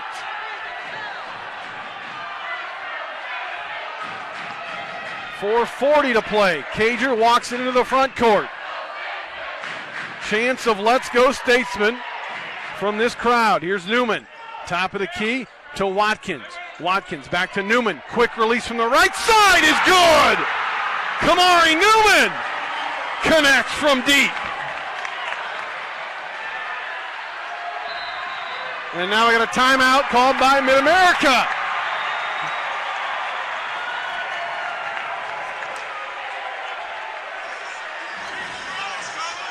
.418 to play. It's a full timeout. We'll take one as well. William Penn trying to make the comeback. They trail it by 4. You're watching William Penn basketball on the Statesman Sports Network. It's more than an education. It's more than a degree. William Penn University is alive with opportunity. Opportunity in a diverse student body. Opportunity in a staff that works with your budget. Opportunity in over 30 programs of study. Opportunity in a classroom where your voice is heard. Find your future and the opportunities waiting for you. Start your planning today at wmpenn.edu and see why William Penn University is alive with opportunity.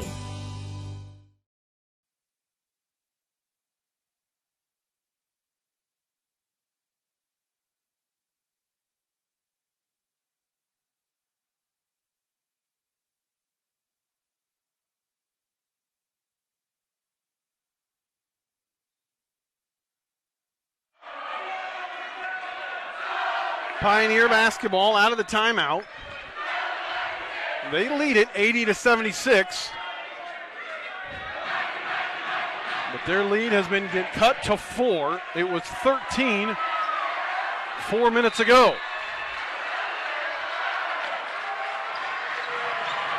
This William Penn crowd on its feet as they look for another defensive stop from the Statesman. Brown with it out top around an Anthony Brown screen. Cager with the assignment. They look for Anthony Brown, can't get it to him. Now they do on the wing with 4 to shoot. Anthony Brown forces one up, lost it. Blaylock out of there with it, and that's going to be a shot clock violation on MidAmerica as Blaylock never had possession of the basketball. Brown lost it on the way up, then it was loose, and Blaylock never had possession of it to reset the shot clock.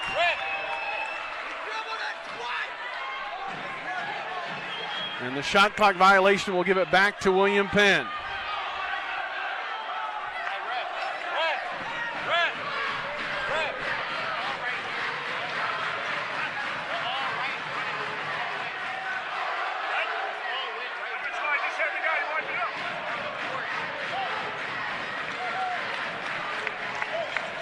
(80-76) is Coach Henry. He just claps at his guys and says, hey, this is fun. Let's keep going. Here's Cager dribbling inside to the basket. Can't get the roll. Rebound tapped and taken by Trey Brown. Cager had a good look, a lot of contact, but we play on. Here's Jones McCreary with it out top. He'll dribble left side. Hands off to Trey Brown. His 3 from the corner is short. Rebound tapped, no good. And Watkins corrals it for William Penn. Here's Kamari Newman. He thought about launching from deep. Instead dribbles left side. Dishes off to Frederick Jackson. Count it! Great body control by Frederick Jackson. Took the contact. Was able to keep his balance, and with the left hand, he kissed it off the window. And he'll have an and one opportunity. That foul on Pedro Lops, that's his 5th. And he will check out. In for him comes Drew Smith, the senior from Kansas City. So MidAmerica giving up some size now as Lops has fouled out.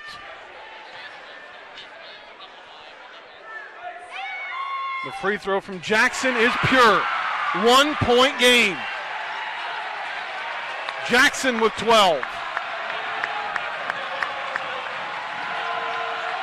Everybody coming to their feet now. Here's Brown. Inside it comes to Jones McCreary. Out it comes to Alexander.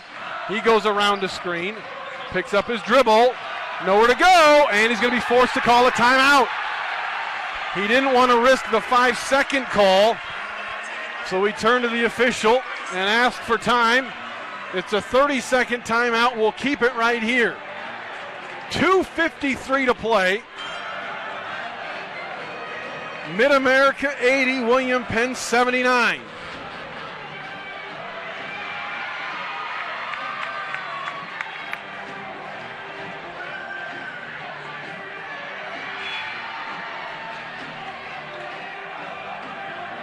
William Penn.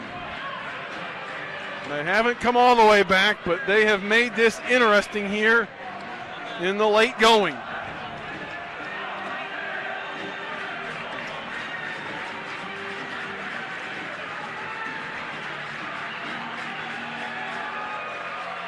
Alexander will inbound for the Pioneers. Across from RC. He lobs it out to Jones McCreary. 10 on the shot clock as it did not reset. A near turnover. Here's Anthony Brown with it. He dribbles left side. Lost it. Hugh Cager out of there with the basketball. Cager, a bounce pass to Blaylock.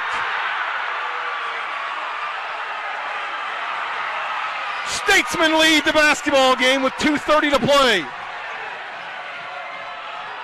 Here's Jones McCreary backing down against Jackson. Turns, shoots, missed it off the front of the rim. Cager with a rebound.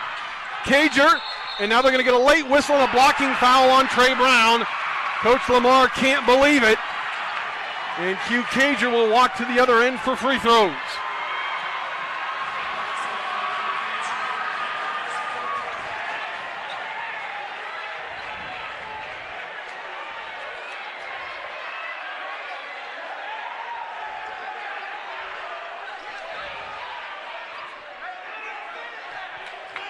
Cager will get 2. First one, no good, off the back iron. That foul on Trey Brown was his 4th. Drew Smith checks out as Cameron Brady.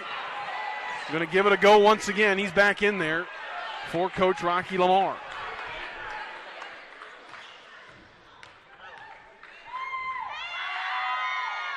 Second one from Cager is good. He gets the roll. William Penn leads 82-80.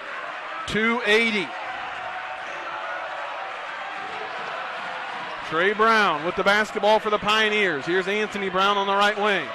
They look inside to Jones McCreary, but they go to Alexander out top instead. 13 to shoot. Alexander on the dribble left side. Good defense by Watkins. Here's Trey Brown, and he draws a foul on Cager. 10 team fouls on William Penn, so that'll put Trey Brown at the line. It was not on the shot attempt, however. So just 2 free throws for the senior. First one is no good. Missed it off the back iron.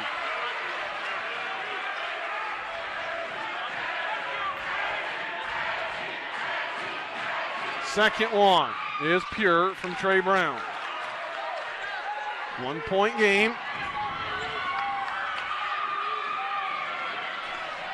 We go under 2 minutes. Here's Cager with the basketball. Has it out top. Here's Newman at the free throw line. He's guarded by Anthony Brown. Gets it back to Cager. Cager bounce pass to Blaylock inside, and Blaylock scores. There's your All-American and 2-time Conference Player of the Year. He's got 19, and it's a 3-point lead for the Statesmen. Here's a pass to McCreary. Jones McCreary, beg your pardon. He's inside, and he scores on Frederick Jackson as he had good position and got the shot to go from in close. Minute 10 to play as Cager walks it into the front court. You don't say that a lot. Here's Newman out on the right wing. Blaylock, free throw line. Dribbles right side, goes to the basket, missed the layup, but a foul is going to be called. No, they're going to call goaltending, I believe, as somebody from MidAmerica Nazarene slapped the backboard when the ball was on the rim.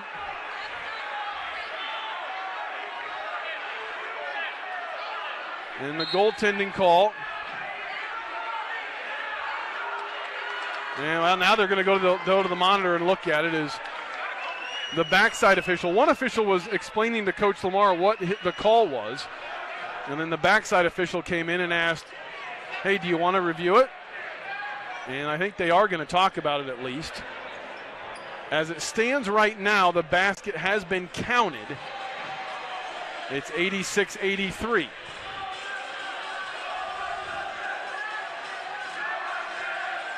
And they are going to come to the monitor to take a look. Again, as the call stands right now, it's a goaltend. Count the bucket for Kevion Blaylock. But we'll see if that is adjusted at all after the review.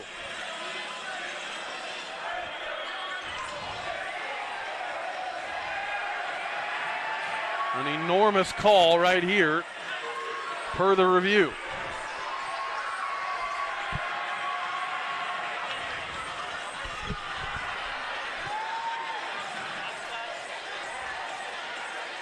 Two officials continue to look. We don't have a monitor, so I'm unable to take a look to see. And where the angle, or where the monitor is compared to where I'm sitting, I do not have an angle to take a look. So they continue to take a look, and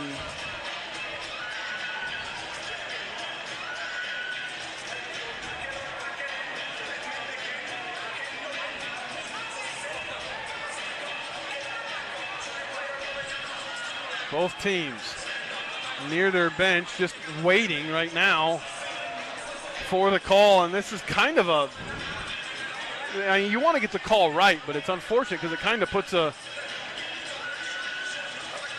hamper as you get such a long delay in what has turned into such an exciting finish to this ball game.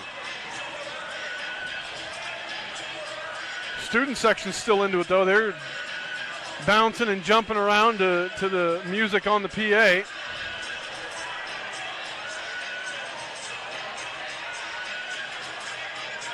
So now the officials come away from the monitor,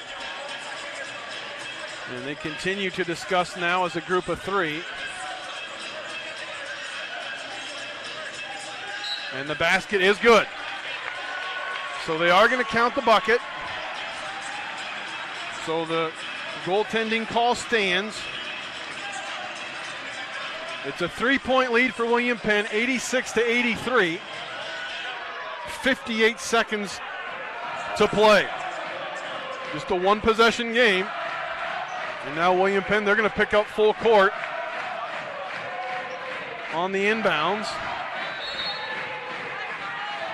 Maybe force the Pioneers into a turnover. Now they back away as Kamari Newman gives space to Anthony Brown into the front court. He hands off to Trey Brown. Cager with the assignment. Here's Anthony Brown, right wing. Now Jones McCreary out top. Here's Alexander. 15 to shoot. They go inside to Anthony Brown. Brown inside. Double teamed. Bounce pass to a wide open Jones McCreary. And Jones McCreary scores. And it's a 1-point game. There's about a 7-second difference between shot clock and game clock. So MidAmerica does not have to foul. Newman with the dribble out top. Shot clock at 15. Frederick Jackson out to set a screen. Here's Watkins. Corner three on the way. No. Frederick Jackson, though, with an offensive rebound. And he gets it out to Kamari Newman. And now Newman is fouled. Oh, what a big offensive rebound on the weak side from Frederick Jackson.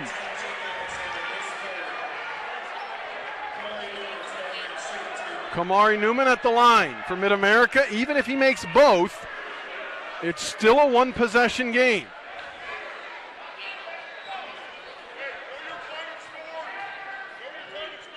First free throw from Kamari Newman is no good. It rattled out. And now we're going to have a timeout before the second free throw as Rocky Lamar calls a timeout before Newman is able to attempt the second one. It's a full timeout. We're going to take a break. 86-85 our score. You're watching William Penn basketball on the Statesman Sports Network. It's more than an education. It's more than a degree. William Penn University is alive with opportunity. Opportunity in a diverse student body. Opportunity in a staff that works with your budget. Opportunity in over 30 programs of study. Opportunity in a classroom where your voice is heard. Find your future and the opportunities waiting for you. Start your planning today at wmpenn.edu and see why William Penn University is alive with opportunity.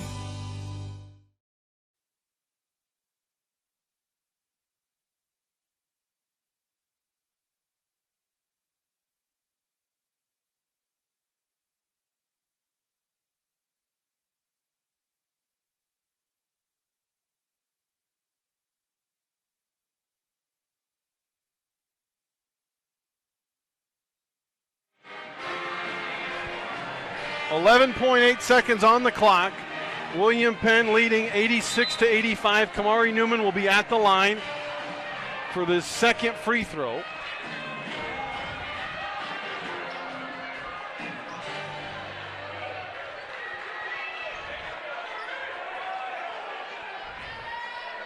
Newman had the first one rattle out.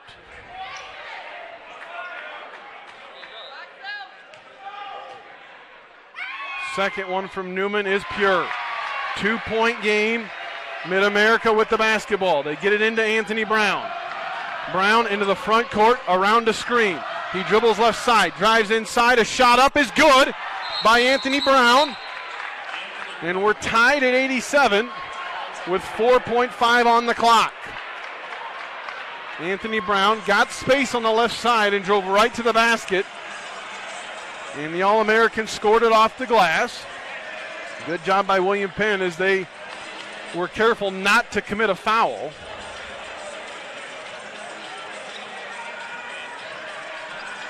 And we're tied at 87. Coach Sandquist and Coach Henry going to try and draw up a game-winning play.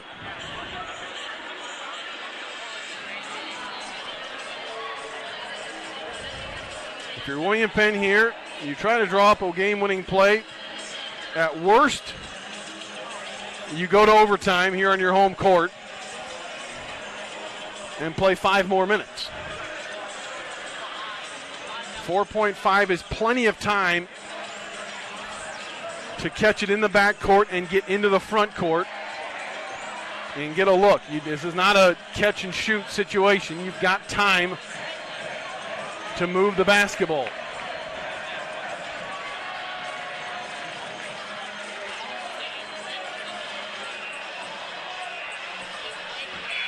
It'll be Blaylock, Newman, Cager, Pender, and Watkins for William Penn.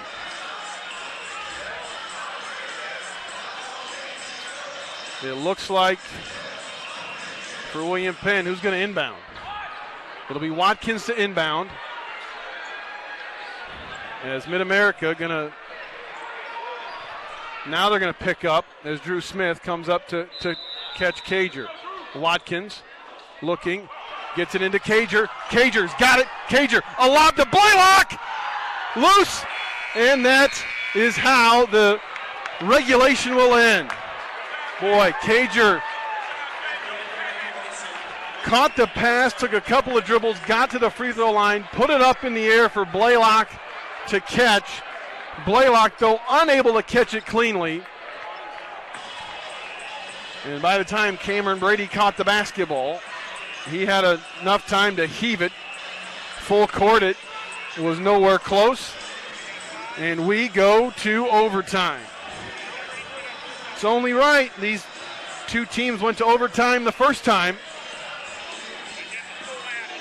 Why not do it again? William Penn was dead in the water with 8:20 to play, trailing 74-61, and all momentum was on the side of the Pioneers. But from that point on, William Penn went on an 18-6 run.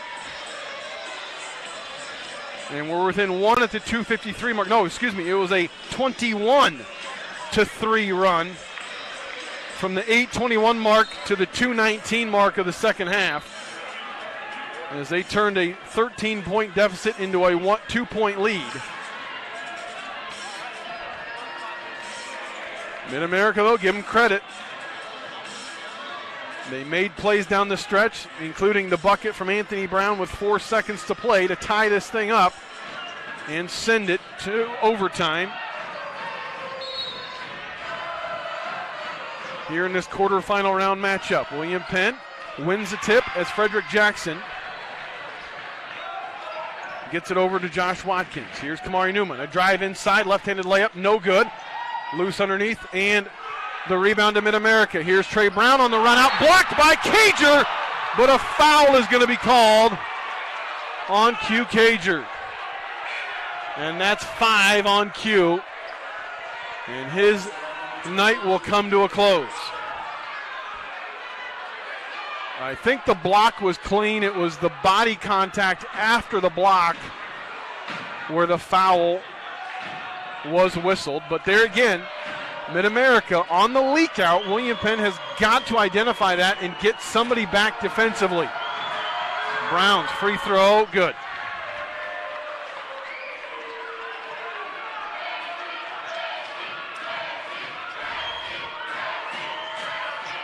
Trey Brown's second rattles out. Frederick Jackson with the rebound. Chance Crusoe into the ball game as Cager has fouled out. That pass from Crusoe tipped by Brown. William Penn will inbound underneath their own basket.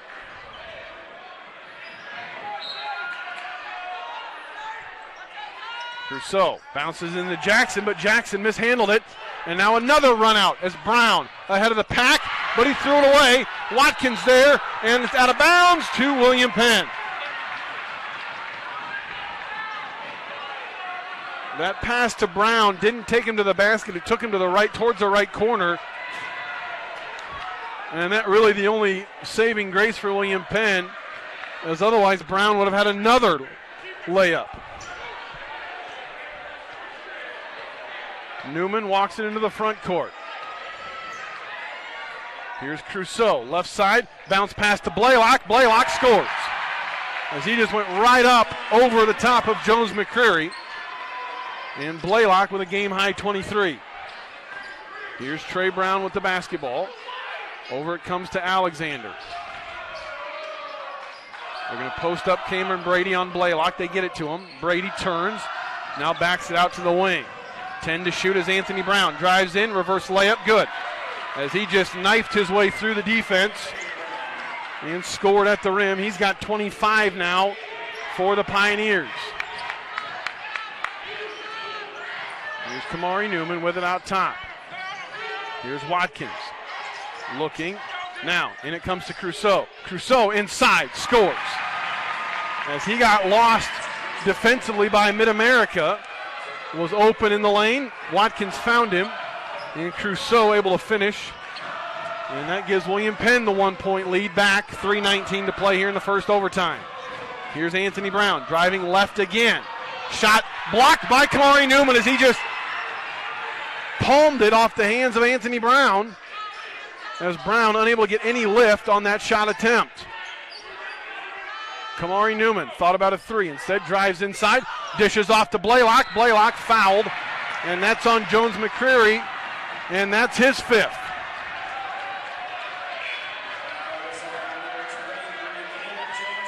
And Caleb Jones McCreary, his night is done with 5 fouls. 12 points for Jones McCreary, the sophomore from Raytown, Missouri. He is going to be a force to be reckoned with the next couple of years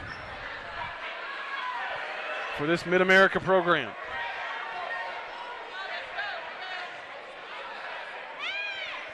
Free throw from Blaylock is good.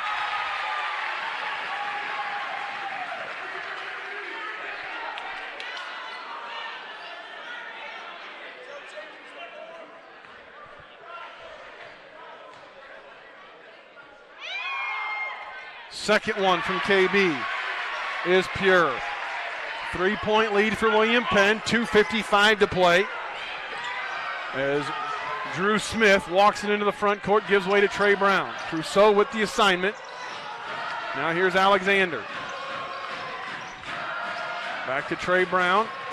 14 to shoot. Brown with it right side. Drives in, a little scoop layup is good. Count it for Trey Brown. The foul going to be whistled on Crusoe. And Trey Brown now has a chance to tie it with this free throw.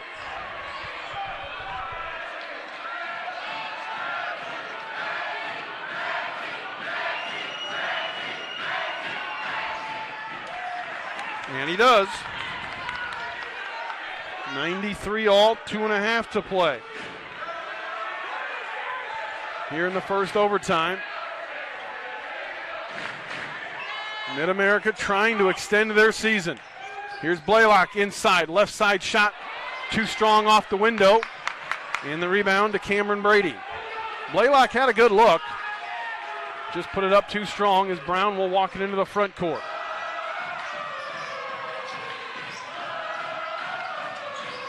Here's Anthony Brown. Gives way to Trey Brown, now Brady out top with 10 to shoot. He gives it back to Trey Brown. Brown around the screen, drives inside, had it stripped, and it's out of bounds off of Brown's leg, out of bounds.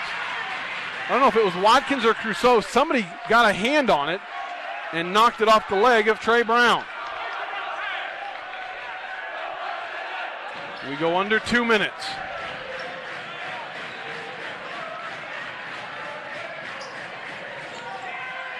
Here's Kamari Newman to Watkins' left side. Here's Blaylock. He drives baseline and finishes. He went right around Cameron Brady and elevated for the flush.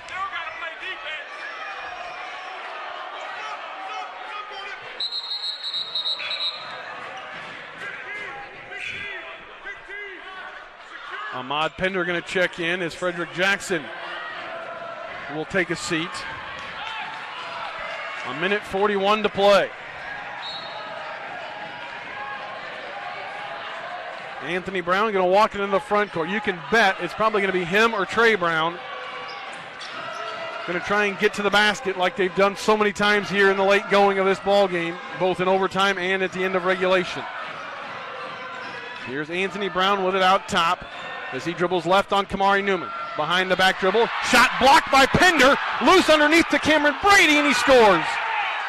Kamari Newman got the block, but on the loose ball scrum, Cameron Brady was able to corral it, and he gets the layup to go in.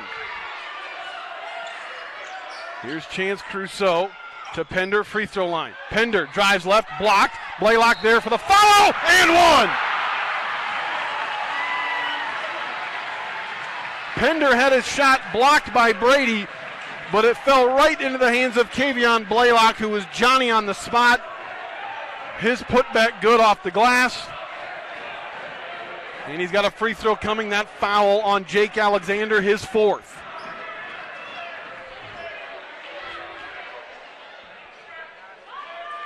Free throw from Blaylock.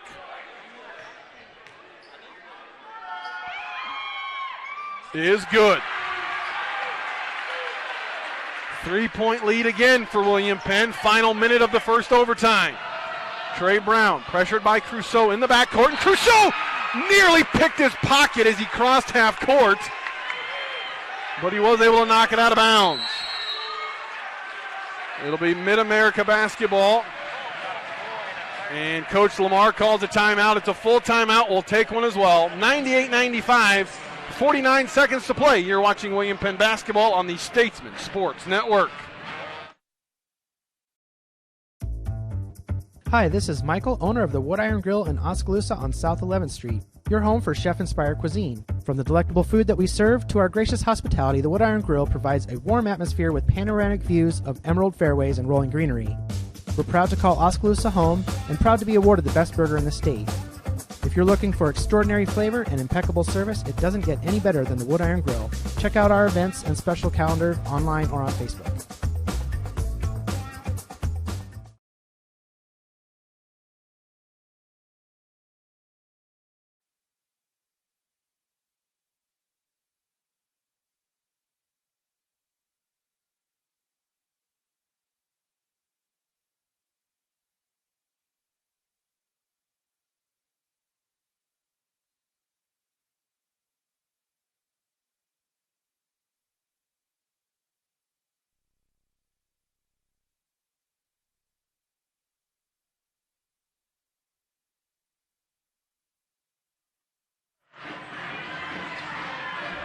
Pioneer basketball as Alexander will inbound it.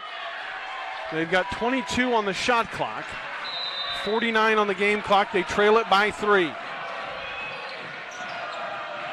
Trey Brown gets the inbounds. He's guarded by Crusoe, dribbles left side, gives way to Anthony Brown. They go inside to Brady. His turnaround shot is no good. Ahmad Pender with the rebound. Blaylock had it stripped, gets it back, And now a foul going to be called, I believe.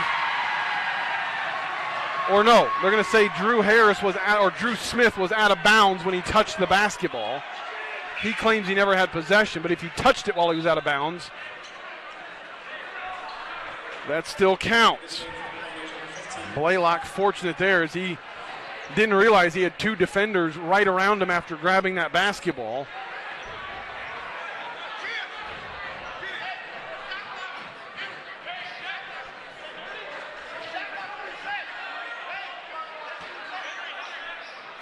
And the shot clock right now says 26. I think they might reset it.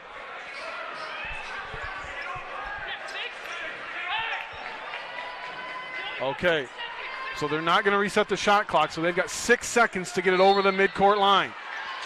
Newman gets it from Blaylock, and Newman quickly into the front court, but he lost his dribble, lost his footing, and lost the basketball.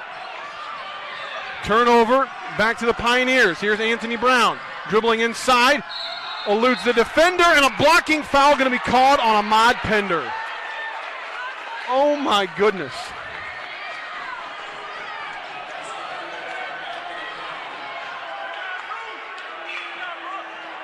Brown stepped to his right to avoid Pender, who was standing there, but the blocking foul still called on Ahmad. Free throw for Anthony Brown. And Coach Henry's going to call a timeout. 98-97. 21.9 on the clock as Newman got the inbounds, got it across half court, but then as he tried to slow up and back it out, he lost his footing, fell to the ground, and lost the basketball. That turned it over, and that gave it back to the Pioneers, and Brown able to connect on the drive inside. And the foul on Pender, which is his third.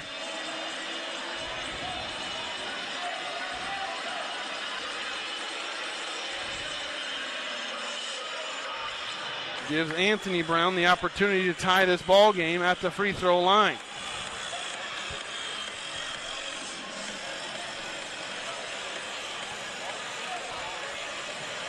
.9 to play here in the first overtime.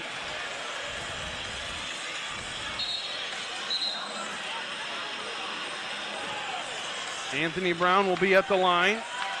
He's got 27 points on the night.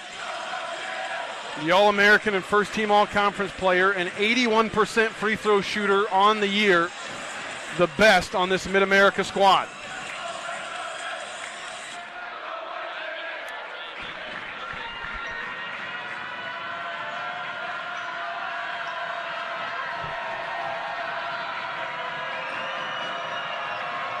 This Penn crowd going to try and get loud. The free throw, no good! Off the left side of the iron, and Frederick Jackson corralled it in the corner, and then he was fouled by Jake Alexander. And that's number 5 on Alexander. So his night is done, and Frederick Jackson going to be at the line for 2. In for Alexander is number 15, Brooks Langer, a freshman guard from Harrisonville, Missouri. This is not a very deep MidAmerica Nazarene team, as Jones McCreary fouled out earlier, and now Alexander joins them.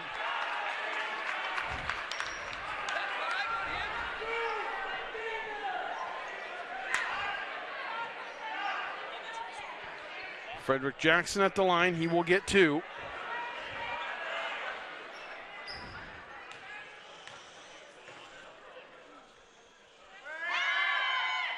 First one is short. Jackson will get another, the senior from Killeen.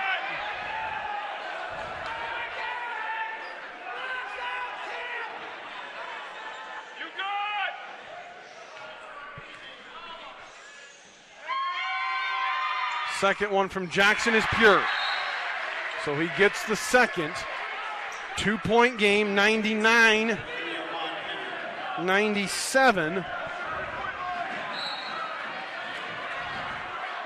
MidAmerica with the basketball, and they dribble it into the front court, and Coach Lamar calls a timeout immediately as he wants to draw something up with 16 seconds on the clock, trailing by 2. I don't know if you're MidAmerica, what do you do here?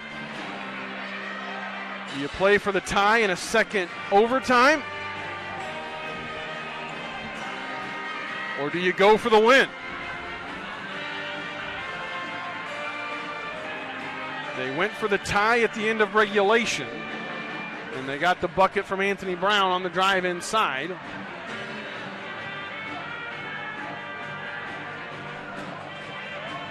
We'll see if the strategy changes at all here as we near the end of overtime session number 1.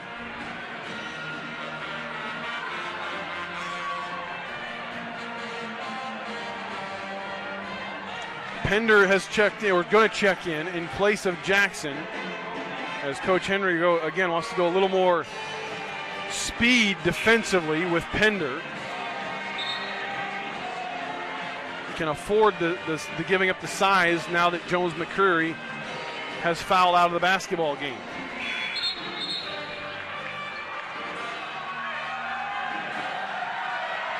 It's Smith, Brown, Brady, Langer, and Brown for MidAmerica. It's Blaylock, Crusoe, Newman, Pender, and Watkins for William Penn. Langer will inbound right in front of the MidAmerica bench.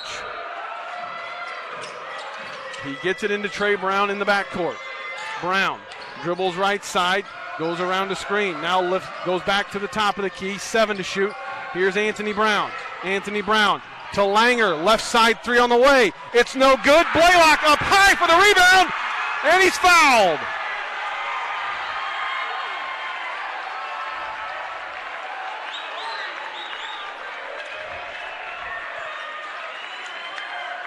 The freshman, Brooks Langer, had a fantastic look from the left wing.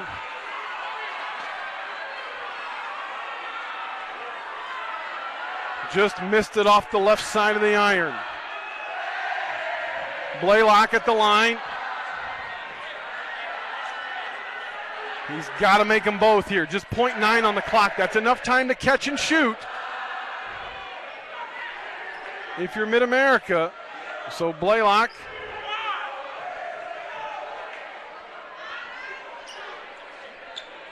if he can make both, that'll all but seal it.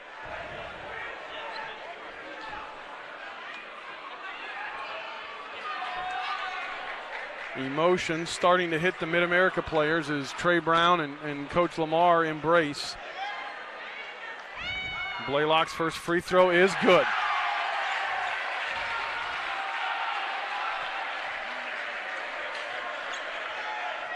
Coach Henry pulls his players off the lane.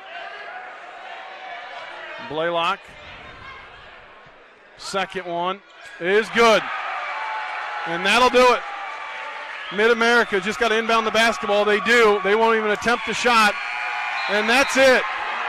William Penn survives Coach Henry and Coach Lamar with an embrace at midcourt. Much respect from those two gentlemen. Coach Lamar is a Hall of Famer as he now embracing some William Penn players. Q Cager with a big embrace for Coach Lamar as he is retiring with 803 career wins, but bittersweet for him. But I tell you what, this team gave Coach Lamar everything they had here tonight. They had William Penn on the absolute brink with 8 minutes to play. Down 13, crowd out of it, all the momentum. But William Penn somehow, some way, dug down, found a way to win it in overtime, 101-99. to 97. And you know there's so much respect between these two squads as the handshake line. A lot of embraces, not just handshakes or fist pounds, but a lot of embraces between players and coaches because there's a lot of respect. MidAmerica trying to extend their season in Coach Lamar's career, but they gave it everything they had. But William Penn, as they've done so many times this year, found a way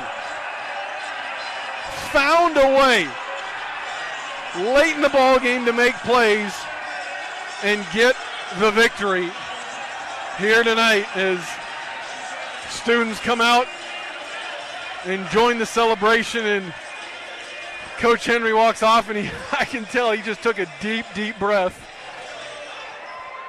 as I'm sure he and this entire staff just relieved to get this victory. This was unbelievable. High-level basketball throughout this ball game. And the number one team in the land, the number one seed in this conference tournament, found a way to make plays in the end. And they win it 101 to 97. I'll be anxious to get Coach Henry's thoughts on this one. And I think he'd be the first to say that William Penn didn't play well through the first 30 minutes of this ball game. Looked out of sync, weren't making shots, not locked in defensively. And again, they were dead in the water to this Pioneer team, but with 8 minutes to play, something clicked, something flipped. And this team, as they've done so many times, found a way to win late in the ball game. It took overtime, but I think everyone that was here and everyone that tuned in across the Statesman Sports Network didn't mind 5 extra minutes, because that was an absolute treat to watch two teams go at it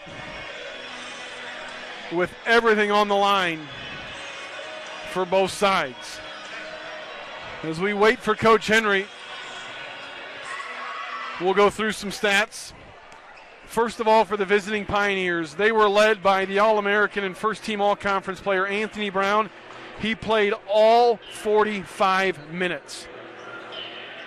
10 of 16 from the floor, 7 of 11 from the line. 2 rebounds, 4 assists, 2 steals, and he finishes with 27 points.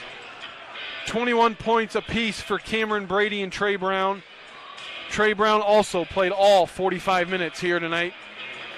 Brady with a double-double of 21 points and 13 rebounds. He also had 2 steals. Trey Brown just misses a double-double as he has 21 points, 2 rebounds, 9 assists in 45 minutes. They got 14 points from Jake Alexander to go along with 6 rebounds, and Caleb Jones-McCreary, before fouling out, finishes with 12 points and 5 rebounds. Pedro Lops chipped in 2 points off the bench. Brooks Langer and Drew Smith played but did not score. For the game, they shoot 57% from the floor. They shoot 44% from 3 and 65% from the free throw line. For William Penn, they were led by the All-American. What do you say about this guy? 41 minutes. He scores 32 points, just misses a double-double as he has 9 rebounds, 13 of 17 from the floor, 6 of 9 from the free throw line. He also had an assist and a steal. They get 18 points from Kamari Newman, a tough shooting night for Kamari. Just 5 of 18, 3 of 13 from the floor from 3, but he made a couple of big ones in that second half run, and he finishes with 8 points and 5 assists, does Kamari Newman. 16 points, Q Cager, before fouling out, finishes with 16 points and 10 assists and 7 rebounds, so a double-double, nearly a triple-double for Q Cager. Frederick Jackson, a huge 13-point performance and 9 rebounds. And Chance Crusoe had 7 points, 3 rebounds, 2 assists, 2 blocks, and a steal from the point guard position. We'll go through the rest of the stats after we get thoughts from Coach Henry. And, you knew MidAmerica. I want to go back with about 4 minutes left. I saw you say to, I think, one of the officials, this is fun, isn't it? Was it really that much fun? I was just trying to take a different perspective. It's about 1,000 degrees in here. You're playing against a legendary coach whose team doesn't want to let him end his career. 803 wins. We knew that coming in, though. I liked our chances here. I want to say this. The MVP of this evening was our crowd. I can't remember it being ever as loud as it was tonight. I mean, like, really, really, really loud. Absolutely. And I felt like they kind of willed us, like, you're not going to lose this game. Get your asses up off the canvas, start playing some damn defense, and that's what we did. And that's just it. You were dead in the water with 8 minutes to play, down 13, and all momentum on their side. We were down 15, I think, with 9 minutes left, and then I look up at 6:47, we were still down 12, and I'm like, we got to make a move. With 4 minutes, I think it was 76 or 86-80 or 76-70, but we're down 6, and I thought, we're in this game. We are in this game. If we stop trading baskets, we got a chance. And that's what we did. And then we got the 2 steals for the 2 dunks. Did it really need to go to overtime, the and one on this end? I mean, we'll leave that for discussion. Let's leave that out. Congratulations to Kevion and Mari for being first team, and they were 1 and 2 in the MVP voting. Congratulations to Blake Sandquist on the Assistant of the Year. I thought Chance and Josh should have been a little higher. Agree. But honorable mention is still a great award. I thought Fred and Ray should have gotten honorable mention. Well, you're trying to tell me there's 46 players in our conference better than Fred Jackson or Rayhan Cobb. And Q, he gets 18. There are not 17 players better than Q Cager. Come on now. Especially not with how he's played the last probably 3 or 4 weeks. He's playing the best basketball of his career here. I never saw him in high school. I guess he was a beast. But here, he's been awesome throughout. But lately, he's just been awesome. We're doing some different things. We're not playing as many kids as many minutes. And I thought tonight they were really awesome, cheering for each other no matter how much they played. And you just got to go, when you get in this time of the year, sometimes it shortens up. But I love this win. I respect Rocky Lamar a lot. He is an absolute legend, an absolute pioneer. Like I said, 803 wins. He spent some time in Blakesburg, Iowa. I don't know if you knew that. Yep. But he's a class act, and I mean that when I say that. I don't like ending his career, but I'm not going to give it away. You can't pick who's on the schedule. No way, for sure. No way, because our kids deserve to win too. I'm going to give it over to KB, and then I'm going to have Blake over here. Absolutely. Thank you, Coach. Kevion Blaylock, just going through your stat line, 32 points, 41 minutes, 13 of 17 from the floor, 9 rebounds, so you just missed another double-double. But what was it like out there tonight? I mean, again, MidAmerica through the first 30 minutes really had all the momentum, and they had you guys down 13 with 8 to play. What was it that maybe flipped the switch there late in this ball game for you guys? We didn't panic. So we had a lot of lapses in the game, and then we just stayed the course. I told everybody to relax. We've been here before, and we got the job done. Like I said, did you have a moment where you had to tell Coach Henry again, say, hey, it's okay, don't worry about it? Yeah, I told him to relax because he was jumping and hollering on the sideline, and I just said, relax. We've been in this position before. You knew that MidAmerica was going to come out with a little extra incentive because they know that their coach is retiring at the end of the season, and they don't want their season to end. But was it anything they were doing specifically in the early part of the ball game that was giving you trouble at all, or was it just a matter of things that you guys needed to clean up on your end? It was a lot of stuff we needed to clean up on. We just needed to figure out the 3-2 zone. Like in practice, we just go over the 2-3 zone. So the 3-2 zone, they played it kind of high. So we kind of figured it out, and then we got it done. Coach Henry made mention to this crowd. They were into it from the get-go, and they kind of maybe pushed you guys into that rally late in the ball game. How nice is it to know that, again, you won the regular season title, you wrapped up the home court. How important is that home court on a night like tonight? It's important every night. I don't like losing at home.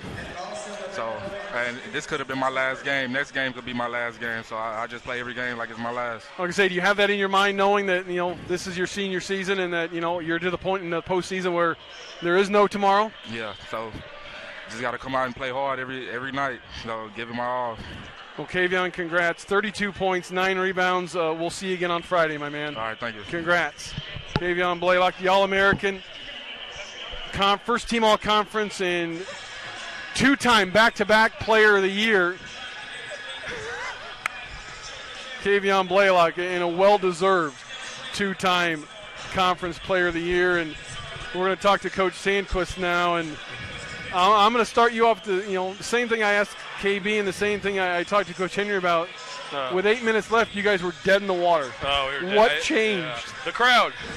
They probably already said it, but it was the crowd, man. The crowd won that game. And them being hyped, we never turned back. And it was a heck of a game. Heck of a game. What a battle. That's a legendary game for both programs. And feel bad for Rocky walking across, and an incredible career.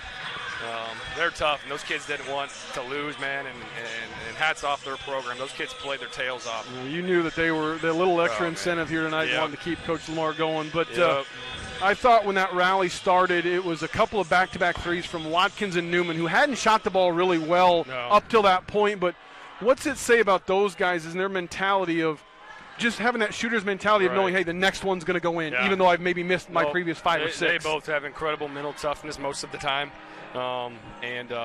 They were in the gym together today at 2 o'clock. Our shoot around was at 3:15, and KB too. He was in here at 1 o'clock, and man, just shooting away. I think they're all starting to feel like this could end very soon. And obviously we'll go to nationals, but it can end at any point, and they're trying to do everything they can to keep this rolling. And just incredible mental toughness, and we believe in those kids, and that's how we coach, and that's how they play, and they fit with what we do, man.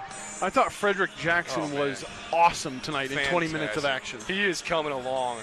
Another senior that is kind of feeling that itch that it's coming to the end, and you never know if you play again. And Fred is really taking to it. Man, I wish we had another year with that guy. He would be so good. I mean, he really would be, man. And I thought Q Cager, we've talked about him a lot lately. He's been playing his best basketball as of late, but again tonight, 16 points, 10 assists, 7 rebounds before fouling out. I mean, I thought he was awesome as well. Right. I mean, and we kind of hyped him up. We thought he was a first-team all-conference kid, and for him to be voted 18th kind of fueled the fire. And we don't usually need a lot to fuel the fire, but that fueled his fire. And I mean, he's been playing great ball, man. I truly believe he's playing All-American basketball. And this whole semester, he's been incredible. His maturity process from the second he stepped on this campus to this moment right now has been incredible. And I can't wait to watch how this finishes.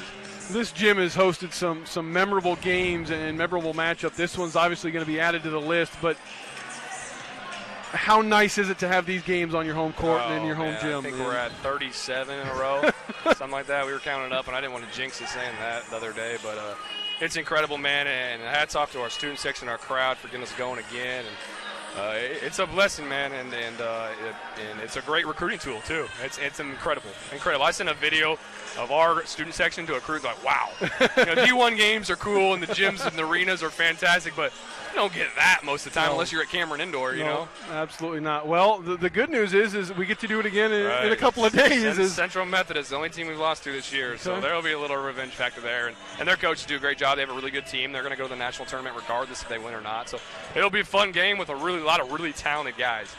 Well, Coach, congrats again. Go enjoy it, and we'll talk to you again on Friday. Man. Thanks for all you do. Coach Sandquist. Yep. Oh, by the way, congrats on the award, Assistant Coach of the Year, man. Well-deserved, but I mean, I know it's the first year of the award, but you've deserved that for years and years, man. I understand that it says my name on it, but it really goes to Coach Henry, our GAs, our volunteer citizens. I mean, that's a staff award, you know what I'm saying? Yep, so absolutely. Thanks, man. I appreciate it. Thanks, Coach.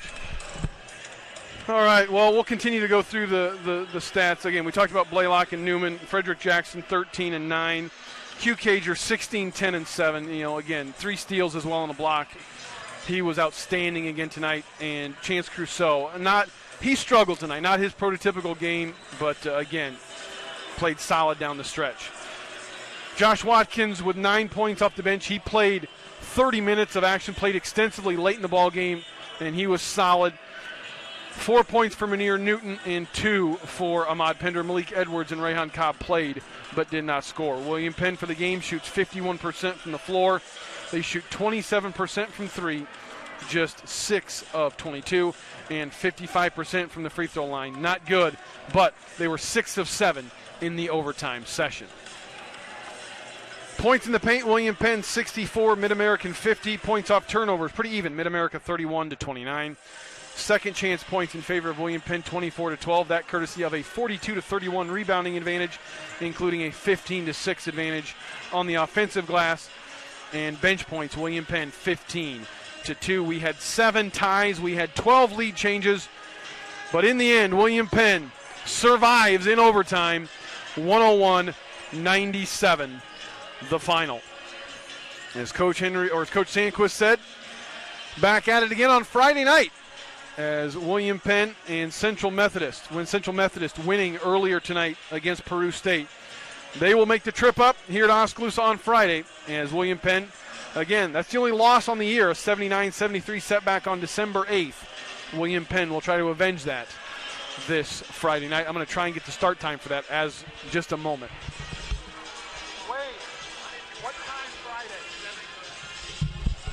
Okay, Wade Steinlage, the SID here at William Penn, informs me that the start time on Friday is 7:30. Not 7:30 the start time on Friday night for William Penn and Central Methodist in the Hart Tournament semifinals. We'll have that broadcast for you right here on the Statesman Sports Network. We'll probably start the broadcast right about 7:25. Until then, this is Kylie Broadway.